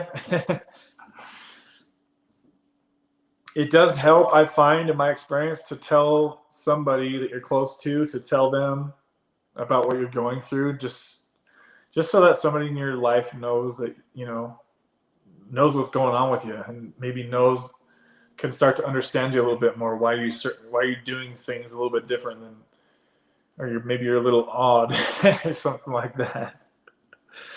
Tell somebody, Carly. I think you'll feel a lot better if you have somebody that you can confide in, that you can trust, that's not going to judge you.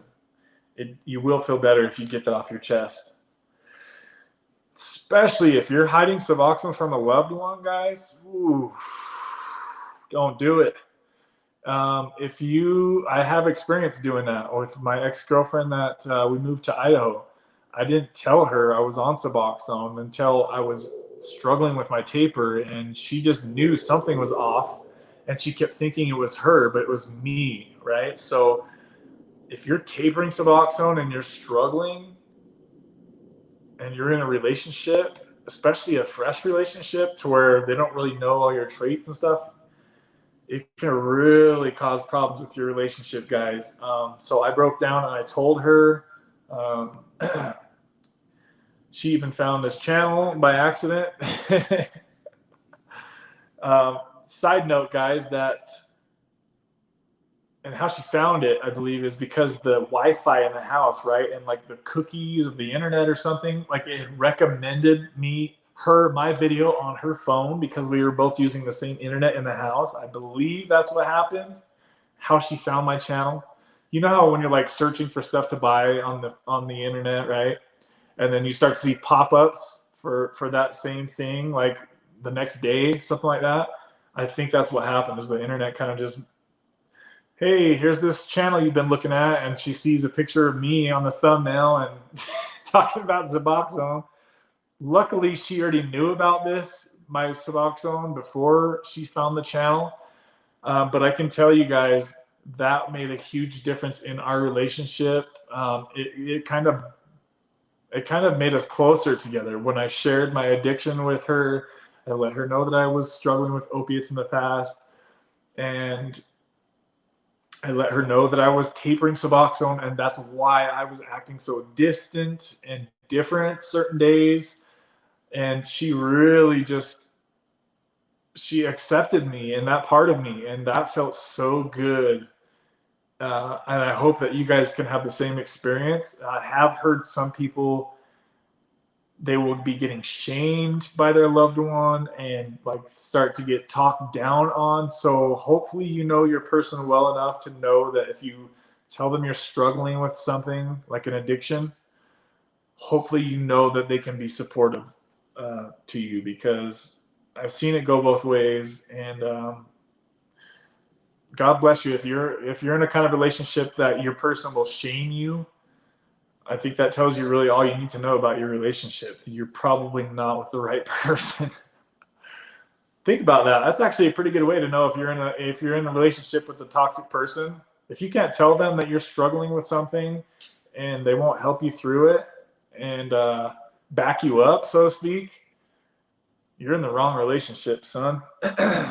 I'm not giving relationship advice here. Clearly I don't have a relationship like that right now, but I've gone through lots of relationships, lots of experience, so I can speak on it. So yes, Carly, tell somebody in your life. I challenge you.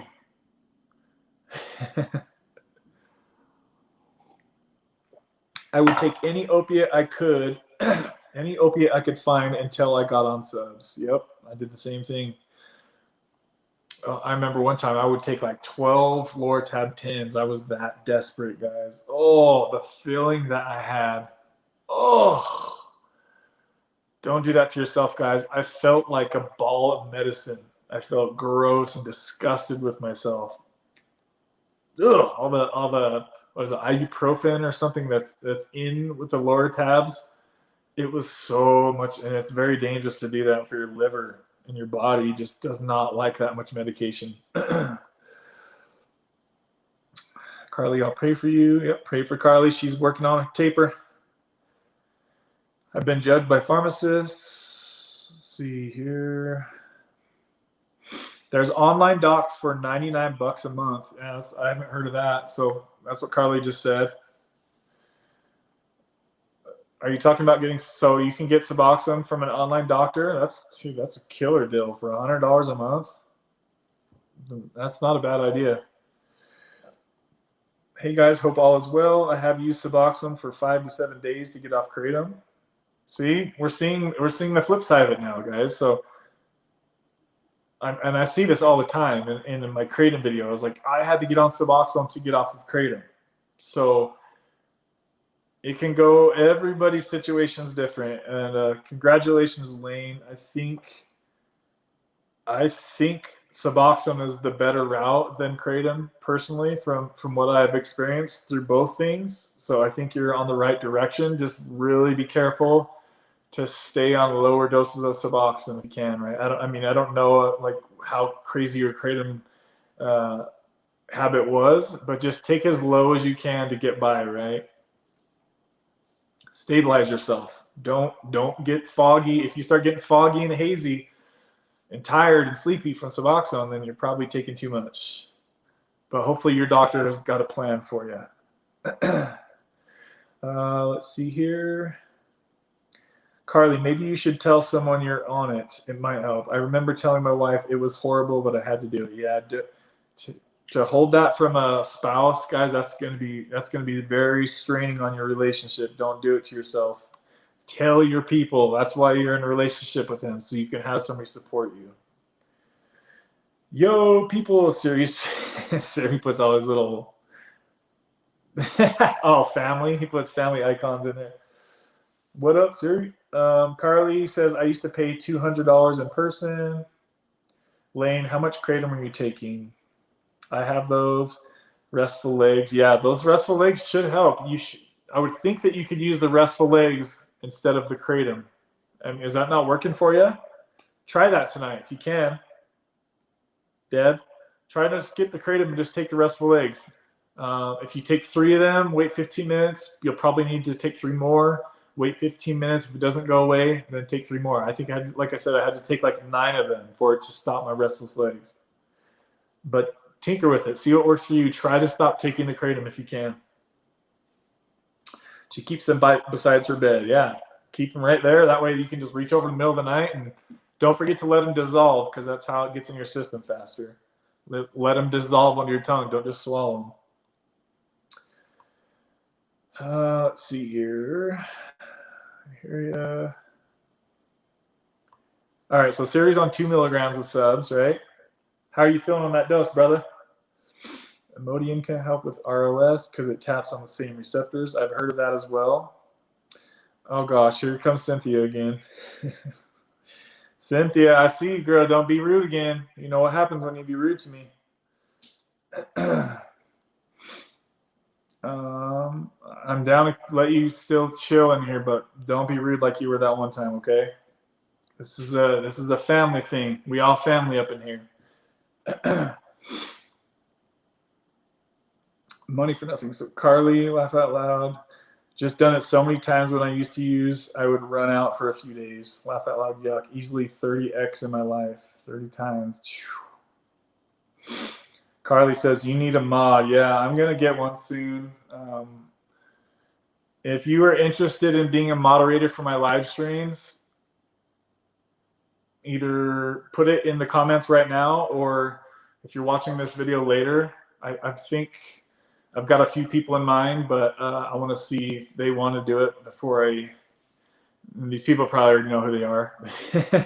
But if you're a person who watches my live streams on a frequent basis and you'd like to help keep the trolls at bay as the channel grows, because the channel will grow just naturally with time, I'm going to need somebody to start blocking haters, because there are going to be haters that they're going to just come naturally with the internet. That's how it works. So if you're interested in that, guys, and you're still watching this 2-hour-long video, put it in the comments, and then I'll reach out to you. Thanks for talking about that, Carly. You reminded me about that. Replace one addiction with another, Real Cynthia says. Okay. Okay. Deb says, I will. I only took... I'm getting a little behind in the comments here. Let me speed. I'm gonna skip back up. I'm gonna speed through the comments real quick, guys. Hold on just a sec. I'm gonna get caught up with you on the real live stream. Siri says 1 milligrams equals 30 milligrams. OMFG. Yeah, I believe that's on the stronger guesstimate of things. I don't really believe it's that. I don't believe it's that close. I think it's more off than that, honestly. But I remember watching a documentary that had Crooked Drug Company. Yeah, that's the documentary I'm talking about too. Yeah, the FDA, or whoever regulates the doctors and stuff like that, obviously they've got things in place these days to where doctors aren't prescribing medications and getting bonuses off of it, right? So hopefully you guys don't think that's still a thing. A year of rule is a good thumb, Doc Chris Park says. Yeah, so that's it's incredibly general for me to be saying that, and that's just my experience basically, is at least a year, okay, of clean time before getting off Suboxone. Everybody's life is going to be different. Cynthia, well, don't do it. I'm going to watch for one more freaking thing there. And that's going to be a ban. I'm going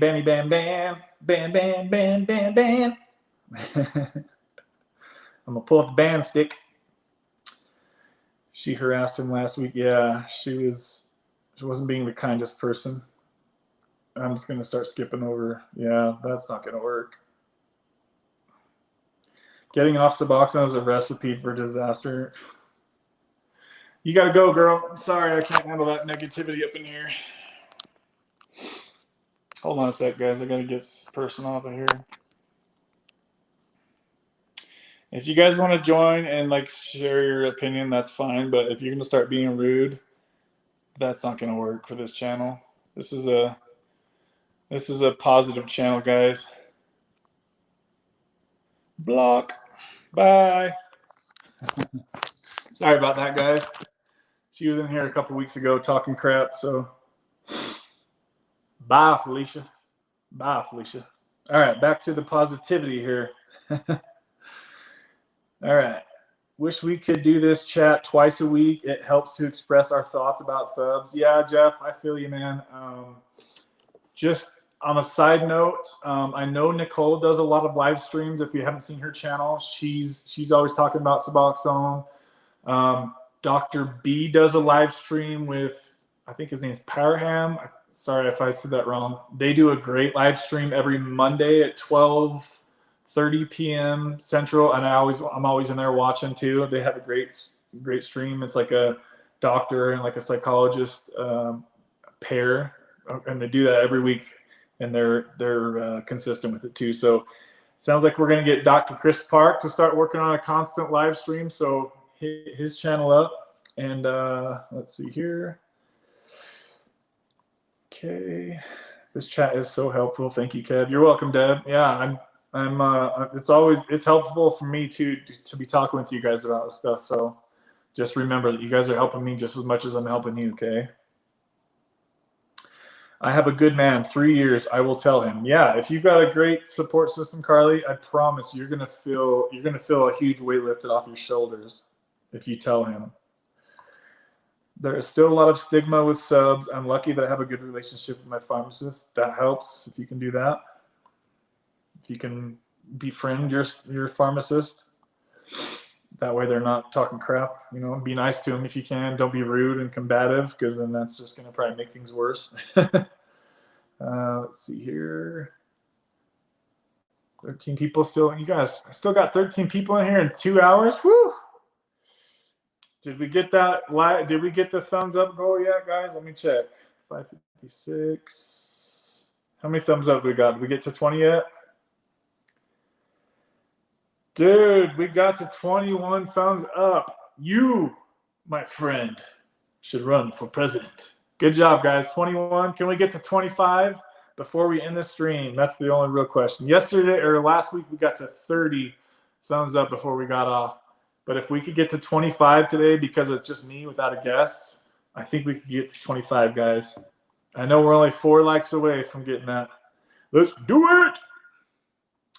But yeah, like I said, Chris Park, I'm willing to bet he's going to start a live stream and be consistent with it so we can all support him. And I'll definitely let my people know that he's on live because I will be there watching for sure. Rachel asks, Jeff, what were you taking and for how long, if you don't mind me asking? My old doc gave me other problems too, though. Siri. Siri says, the real Cynthia didn't make the cut. Oh, that's the first time I had to ban somebody from the channel. I don't know if you've seen it on the stream last week or 2 weeks ago, but she was like, she had 3 different accounts and she'd keep popping up in here and talking crap. I can't stand negative people. So if you're somebody just watching this video for the first time and you want to start to troll me, you can do it. You'll just be banned. That's not a problem. I don't mind banning people. I wish I didn't have to. I love constructive criticism or feedback, but don't be rude to me and talk down to me because I'm sharing my story. That's unacceptable, my friend. And also another thing I want to post too is that I've noticed directly just thinking about my comments on YouTube and if I've ever been talking crap to somebody like that, especially while sharing what we're talking about. It doesn't happen often, but it would be when I was feeling very crappy about my own life, right? So I'm gonna actually have a little bit of sympathy for Cynthia because for her to be so negative, she must really have a lot of negativity in her brain. So I feel bad for you, Cynthia. I wish you could have made the cut, as Siri said. And if you want to start a 4th account, then I'm sure you can be on here and be part of the recovery family and be positive because that's all we need around here. We don't have any energy for drama. We don't create drama. We don't feed off of it. Nothing. It just drama is eliminated from my life. I've eliminated my own brother from my life because he creates tons of drama. So if you guys have toxic people in your life that are constantly creating you drama, I can't believe some people in my life, how long I let them be in my life. Until I turned about 30 years old, I didn't really know that you could cut friends out of your life. I didn't know that you could cut relatives out of your life. I just thought it just was, they were always there. It's just, they're always going to be there, but it's not true, guys. You can block their phone number. You can stop replying to them. You can delete them off your social media. It's made a huge difference for me to remove toxic people from my life, guys. And I suggest that if you have somebody that's always, if you feel negative when you're around a certain person, just don't be there around that person anymore and your life will start to get better. Making sure my egg whites don't go warm here. I'm almost caught up in the live stream, baby. Lightweight, baby. Matt, are you still in here? I remember when Matt first seen my channel, he's like, please stop saying baby. And as he got to know me more, he kind of understood like that's how goofy my personality is. So now he probably doesn't mind it so much. But I'm sure that some people, when they first see my channel, they probably like, this guy's a freaking jackass. I would probably think that about me if I see my intro. It's kind of dorky, but it is what it is. Macho Man Randy Savage. All right. Okay, 22. Back to the stream here. I'll probably go for another 10, 15 minutes. If you guys have any like final closing chat, go ahead and drop it now, and I will hit your comment for sure. I promise you. Carol, I didn't see you post your story, so my apologies if somehow I missed that. But I didn't see your story. I know you wanted to share it, and I would be okay with reading that. So Carol, if you see this after the stream's over, please feel free to drop your story in the comment section. That way people can see it for the future, because I'm not just so one-minded, thinking that everybody has to get off Suboxone one exact way. I think any way that you can find to get off of it is a good way to go. A lot of people have to try a lot of different things before that will work. All right, Jeff says, I was on opiates for 17 years, prescribed by my doctor in 2018. I transitioned to subs. I'm prescribed 10 milligrams, but I only take 6 milligrams, so I've saved 186 pills just in case I lose my doctor or something. Okay, Jeff, I'm going to touch on that because I did the exact same thing. There is definitely a... Hold on, I just seen somebody else's comment. There is definitely an anxiety that can come with running out of your Suboxone, egg whites.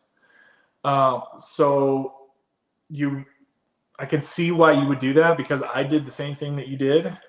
But where you can kind of trap yourself is if you have so much of that medication on hand, like you have it in your cupboard somewhere,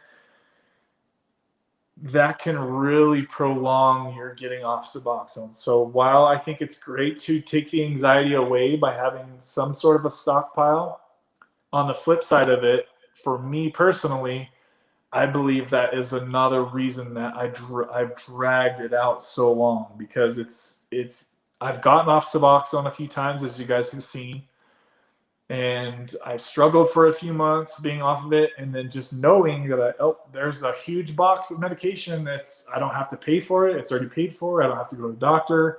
I can just reach in my little magic bag and there's my dose, and before you know it, you're back on Suboxone. Okay, now I'm on 1 milligram. I'm feeling good. Oh, today sucked. Some drama came up. Oh, screw it. Let's go 2 milligrams, right? It's just like the old opiate lifestyle kind of. You're escalating your doses because you can feel it, right? You're feeling good.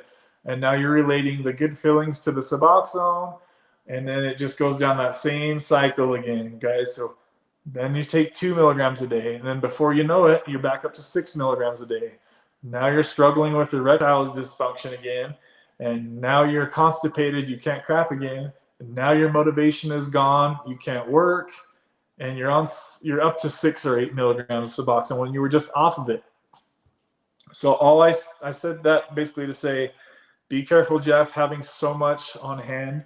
When it comes time to get off and you've tapered properly, get the medication out of your house. Get it out of your house, buddy, and give it to somebody that will not give it back to you unless you're about to relapse, or unless, just set it up to where you don't have easy access to it, because it will be in your mind. Ideally, just get rid of it, okay? But some people can't just get rid of their medication, and it is expensive to get it as far as how many you've got. So take that for what it's worth, my friend. Learn from me. Learn from my mistakes, right? There's good and bad for stockpiling medications. I also think that it's illegal, right? I don't really want to say that, but I believe it's illegal to stockpile medications. Knock on wood. Rachel, how long have you been on subs? Yeah, I've got some saved since I went down to 8 milligrams.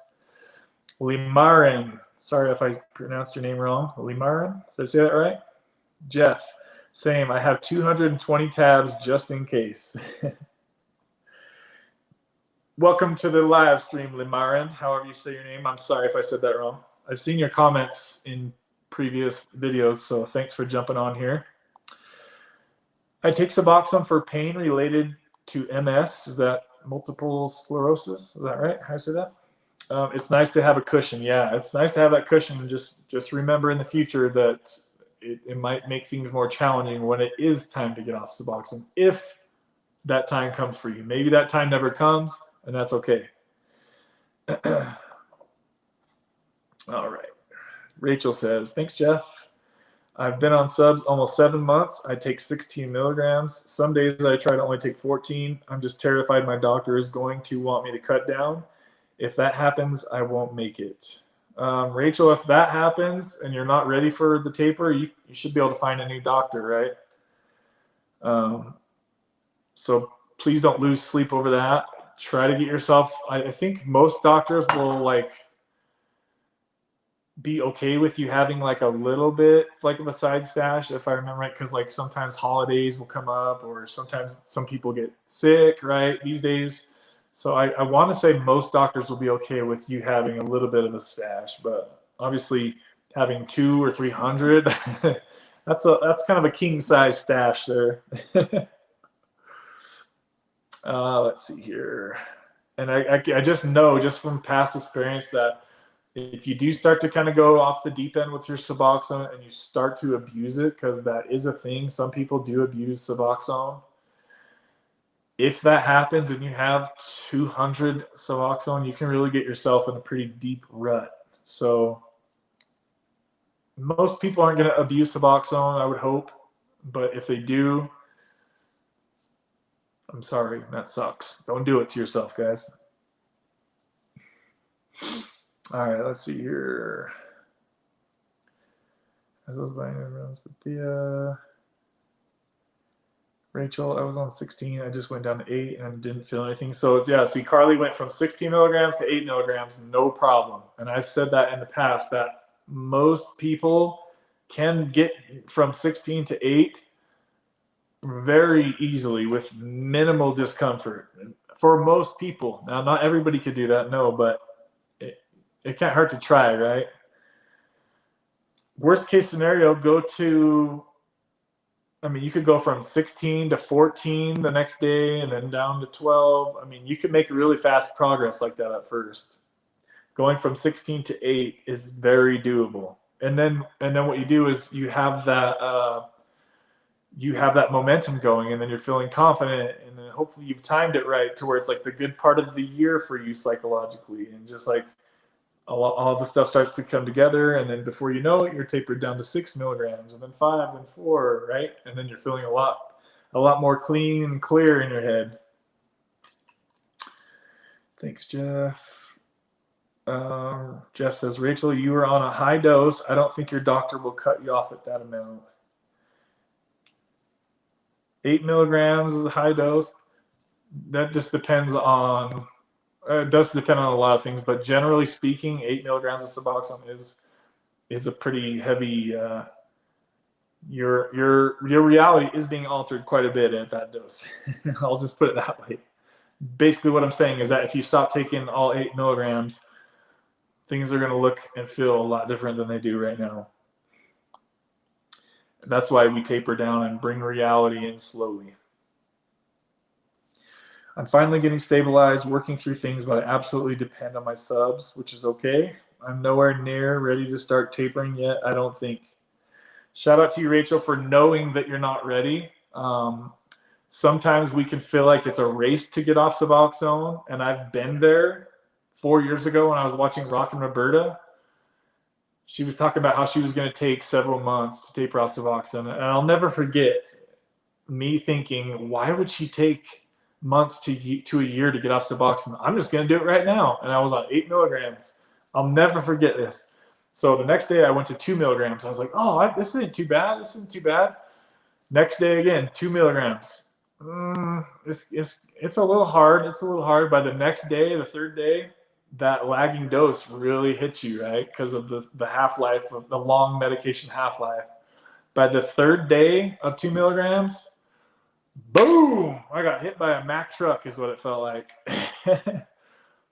And it's only when you try to jump off Suboxone or you try a rapid taper, that's when you learn to respect the medication.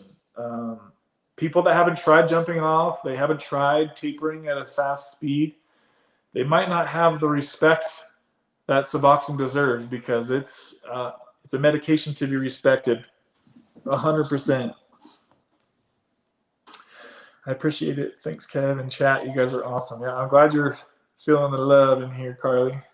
Thanks for being all up in here at this 2-hour mark. Gosh, this is so late. I hope I'm not boring you guys yet. Damn, I want to get on and chat, but I get nervous talking about my stories. I got to get over that. Yeah, dude. Even I jumped on Dr. B's live stream a few weeks ago, and even I was nervous, dude.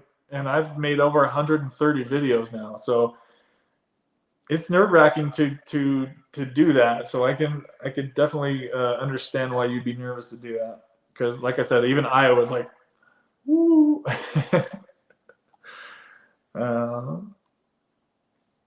Damn, I want to get you. My doctor gets pissed every time I want to taper. I used to taper behind my doctor's back. I have a better doctor now, though. Yeah, if things aren't collaborating good with your doctor, because as I always tell you guys,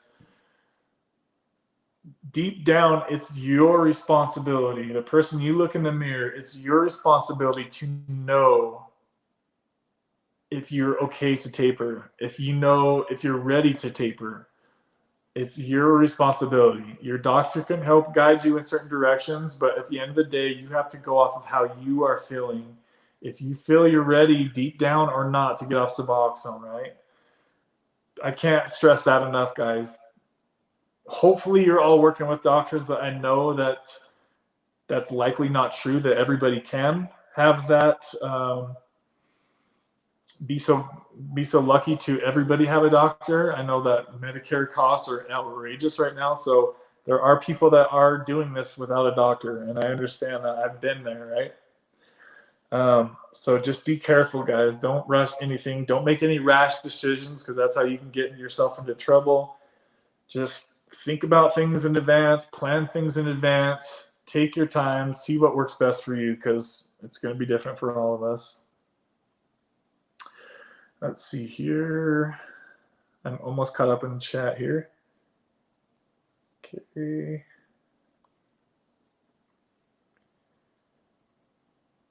All right. Ethan, don't be afraid of us, Deb says. Don't be afraid. I understand your point. It's tempting when you have it stockpiled. Yeah, it can be tempting. It can be definitely tempting. So just something to note, right? If you guys have a stockpile medication, just be careful. That's all I can say. Talk to your doctor and have an honest convo and tell him how you feel. Yeah, if you guys are struggling about feeling anxious about your doctor cutting you off, just talk to them about it. You know, they'll work with you. Just put all your feelings out there, because if they don't know how you're feeling about it, how, you know, I find in life, it seems like 95% of the time, the negative things that we think, they never really happen. Like most of the time we have anxiety about things that could happen in the future, or, you know, does somebody feel this way about me, or did somebody say this about me? 95% of the time, the negative crap that runs through our head, it never even happens. It never comes true, right? So probably more than that even, I would say. But it's really easy for you to have just a straight up conversation with your doc. Hey doc, I'm feeling a little anxious that you might cut me off soon, or that you might rush me off Suboxone. Can we plan ahead, and like, can you work with me on a timeline? Just say it, guys. You'll feel so much better when you talk about this stuff to your doctor. And that way you guys are both on the same page. You don't have anxiety about it anymore, because you know what to expect. I don't think most doctors are going to try to push anybody right off Suboxone. That being said, though, there's so many circumstances and so many different doctors in the world. It's really not possible for me to say that 100%. He hasn't brought it up yet. I guess I'm just worried he's going to. Yeah, see, exactly right there. You're worried about the worst case scenario happening, and that's natural for us to do that as humans. Just talk with him next time you go in, and you'll be like, oh, I thought I was worried about that all this time for nothing. Guarantee that's what's going to happen. And then you'll have the peace of mind knowing that he's not going to do that to you. Let's see here. We've gone down the same road, Jeff says. Yep, you said it right. Limarin. What? Limarin. All right. I did all right then. I stockpiled also, Siri says. I went 2 years once without having to go to the doctor or pharmacy. It was awesome. Yeah, that's basically been my situation lately. There comes a point, though, when you're like, okay, like I really don't need to keep adding to the stockpile. I actually have, I have some, what do they call, prescriptions that I never even cashed in. Like I never even used them from like years ago. All right, let's see here. Yeah, especially these days, money, everything is so expensive. It used to give me energy, but not anymore. Laugh out loud. My doctor doesn't want his patients to have any extra, like none. See, that sucks. Because if I didn't have any extra, I did feel anxious about that.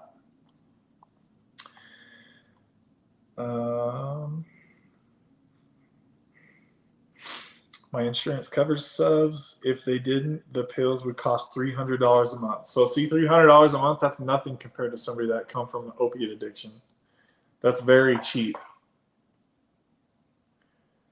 And I believe you can use GoodRx to get a huge coupon on your medications, guys. So I always talk about this lately. If you don't have health insurance, or even if you feel your health insurance isn't that good and your medication costs seem really high, most times you can download the GoodRx app, punch in the medication in the pharmacy, and it's going to show you much cheaper deals, right? So you'll save a lot of money if you use that app. That app has saved me thousands of dollars over the years. There's no charge for it. There's no commitments or anything you have to do. Just download the app. GoodRx. Okay. Jennifer says, I don't pay for my doctor visit or subs either. Lucky. I did that in the very beginning. The first 2 months I tried taking less, and I was all screwed up. So it took me a while to just relax and get stable. Yeah. Sometimes it's going to be a little bit of a time to get used to it, right? Okay. I'm in Canada. Good medical care. Unfortunate. Yeah, I've heard the medical care. Isn't it free up there too, Jeff? I've been on this hell wagon med for hell wagon. Med for 10 years. But hey, Jennifer, you're here for 10 years. Could be because of the medication, right? Like maybe you wouldn't have made it if you didn't find Suboxone. So that's one good way to spin it positively. A lot of people don't make it to this lifestyle where we're at now because they didn't find Suboxone. Jennifer, I've been on straight 8 years, but not off and on before that. Jennifer was on 24 milligrams for 7 years. In the last 3 years, she's on 16 milligrams, but some days she takes a little more. So when you say Suboxone is a hell wagon, I can relate to you because I remember what I felt like when I was on 16, 24 milligrams. I felt not good. I did not feel good at higher doses. I literally could sleep about 14 hours a day. I would sleep sometimes till noon when I was on that high of a dose. So I self-guilted myself extremely bad when I was on higher doses. I mean, extremely bad. I don't know if you can relate to that, Jennifer, or not, but when you do taper down, you'll feel better about Suboxone, I promise you. She tapered and lasted 2.5 months, then got back on. The pause are 1,000% real for sure. So you tapered off of that high dose, and in 2 months you got off? Is that what I'm saying? You're saying? Let's see here. My doctor said they will taper 1 pill a month, so it's very gradual. Yeah, that's very gradual.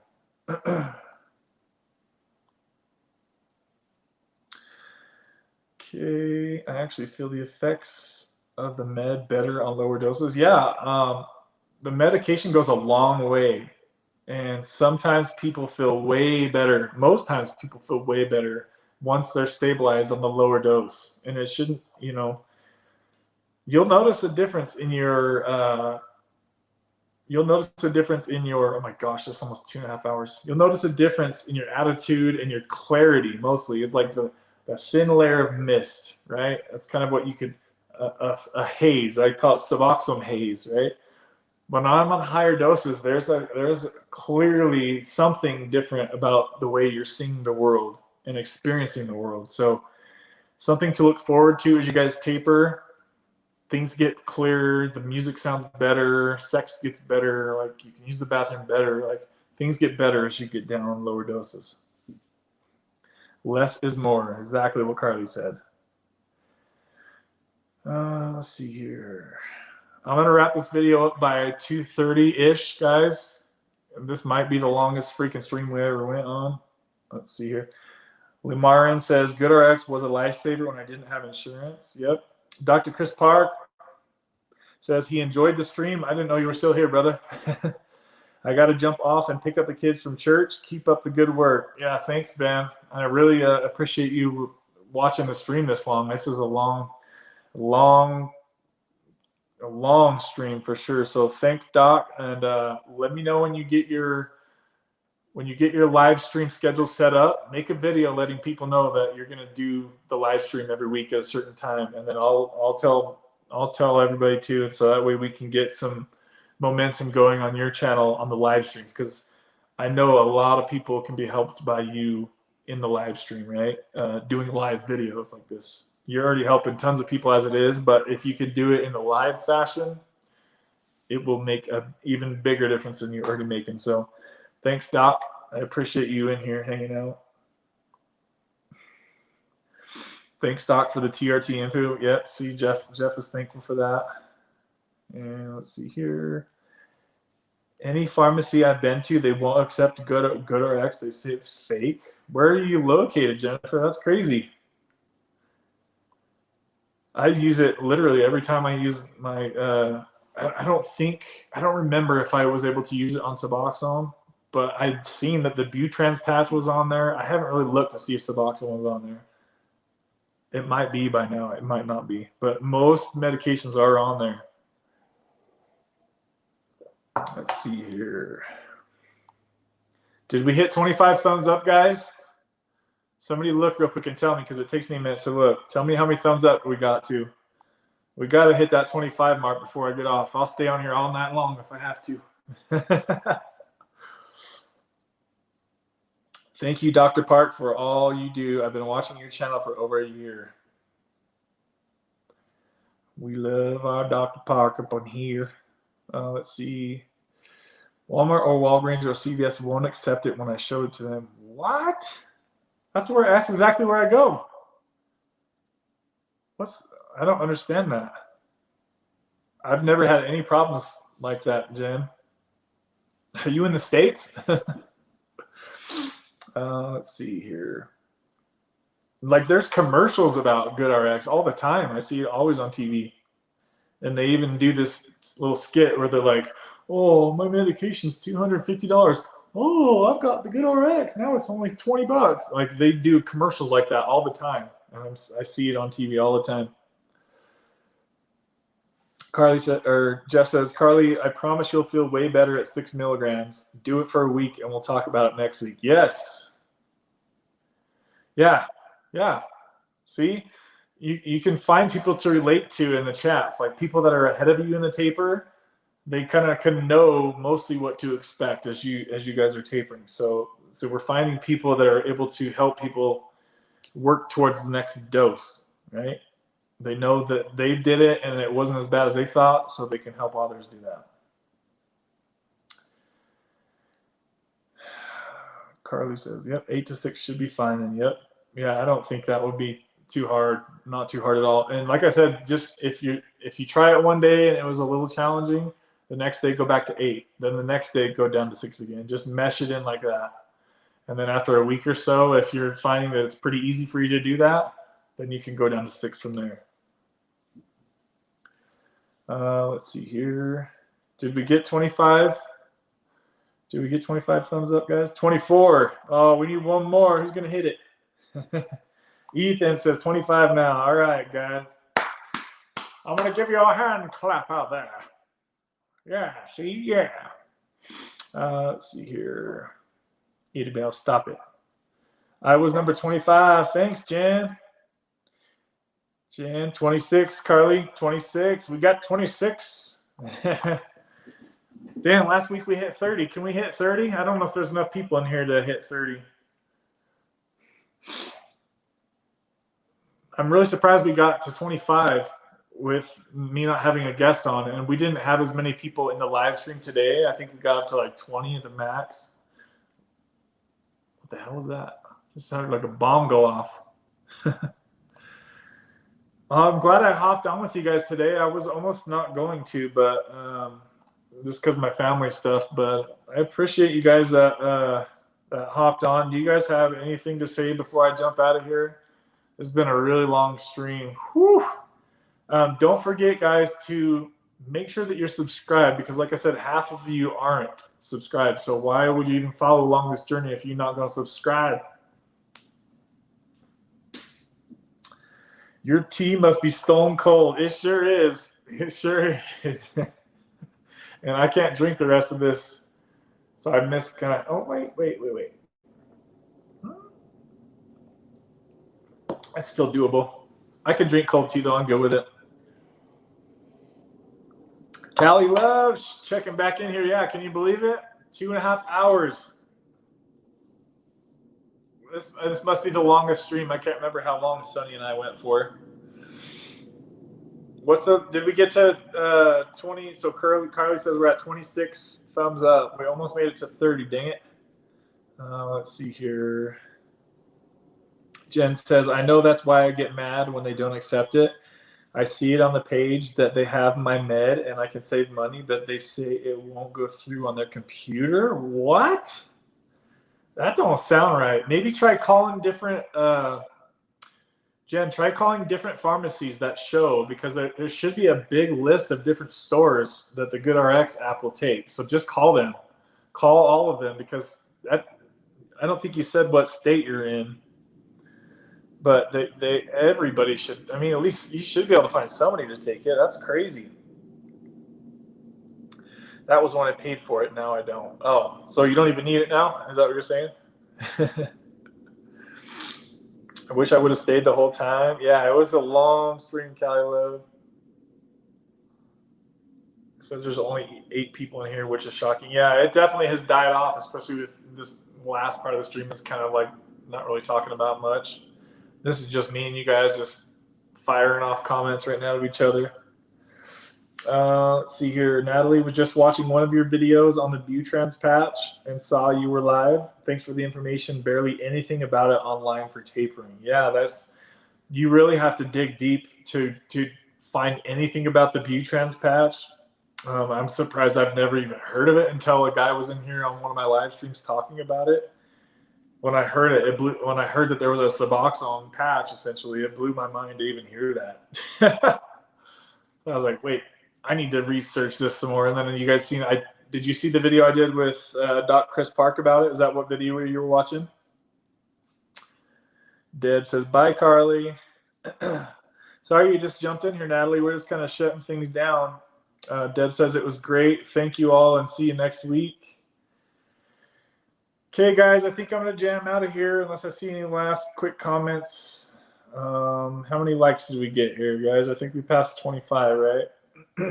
We're at 25 likes right now. So good job, guys, for how many people we had in here today.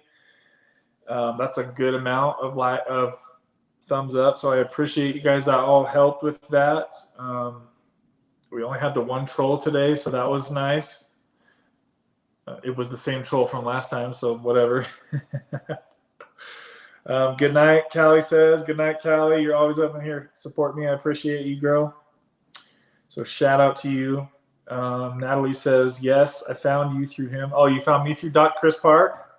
Yeah, he was up in here chatting with us most of the night. So Natalie, if you haven't seen the first part of this stream or most of the stream, Doc Chris Park was in here chatting in the live stream with us almost all night. So he's a supporter of my channel, as I am him, and we're going to try to get him to do constant lives or steady live stream videos. And I bet you he's going to do that soon, hopefully, so he can continue to grow things on his end. Jennifer says, when I tapered and jumped, your videos helped me mentally, so I know when I do it again, you will be the one main page I watch. Yes, good. So you can just follow along my journey, and I'm going to do the best I can to relay exactly how I'm feeling and what I'm going through. I'm going to relay it as good as I can in the most honest but simple way that I can, even though this is a 2.5 hour stream. As I mentioned earlier in the stream, I will be forced to go down to 0.75 milligrams here very soon. So I will make a video updating you guys when that happens. It will be coming soon, guys, because I'm running out of runway as far as my allowance dose for the month. So that's coming soon, guys. If you're just shooting in here, don't forget to smash the like button. Let me know in the comments if you would like to be one of the moderators for this channel for my live streams. And other than that, Natalie, we'll see you hopefully next week. Don't forget to watch the video so you can see what we were talking about earlier. Okay, guys? If you watch this video till the last minute, I want you to leave me the comment and say 2:35, meaning that you watched it till the very end, because I don't think many people are going to watch this long of a video. Watch my goofy ass talk about Suboxone for 2.5 hours. Okay, guys, have a great effing day, and we'll see you next week. Bye, guys. Don't forget to pray for my family. Thanks.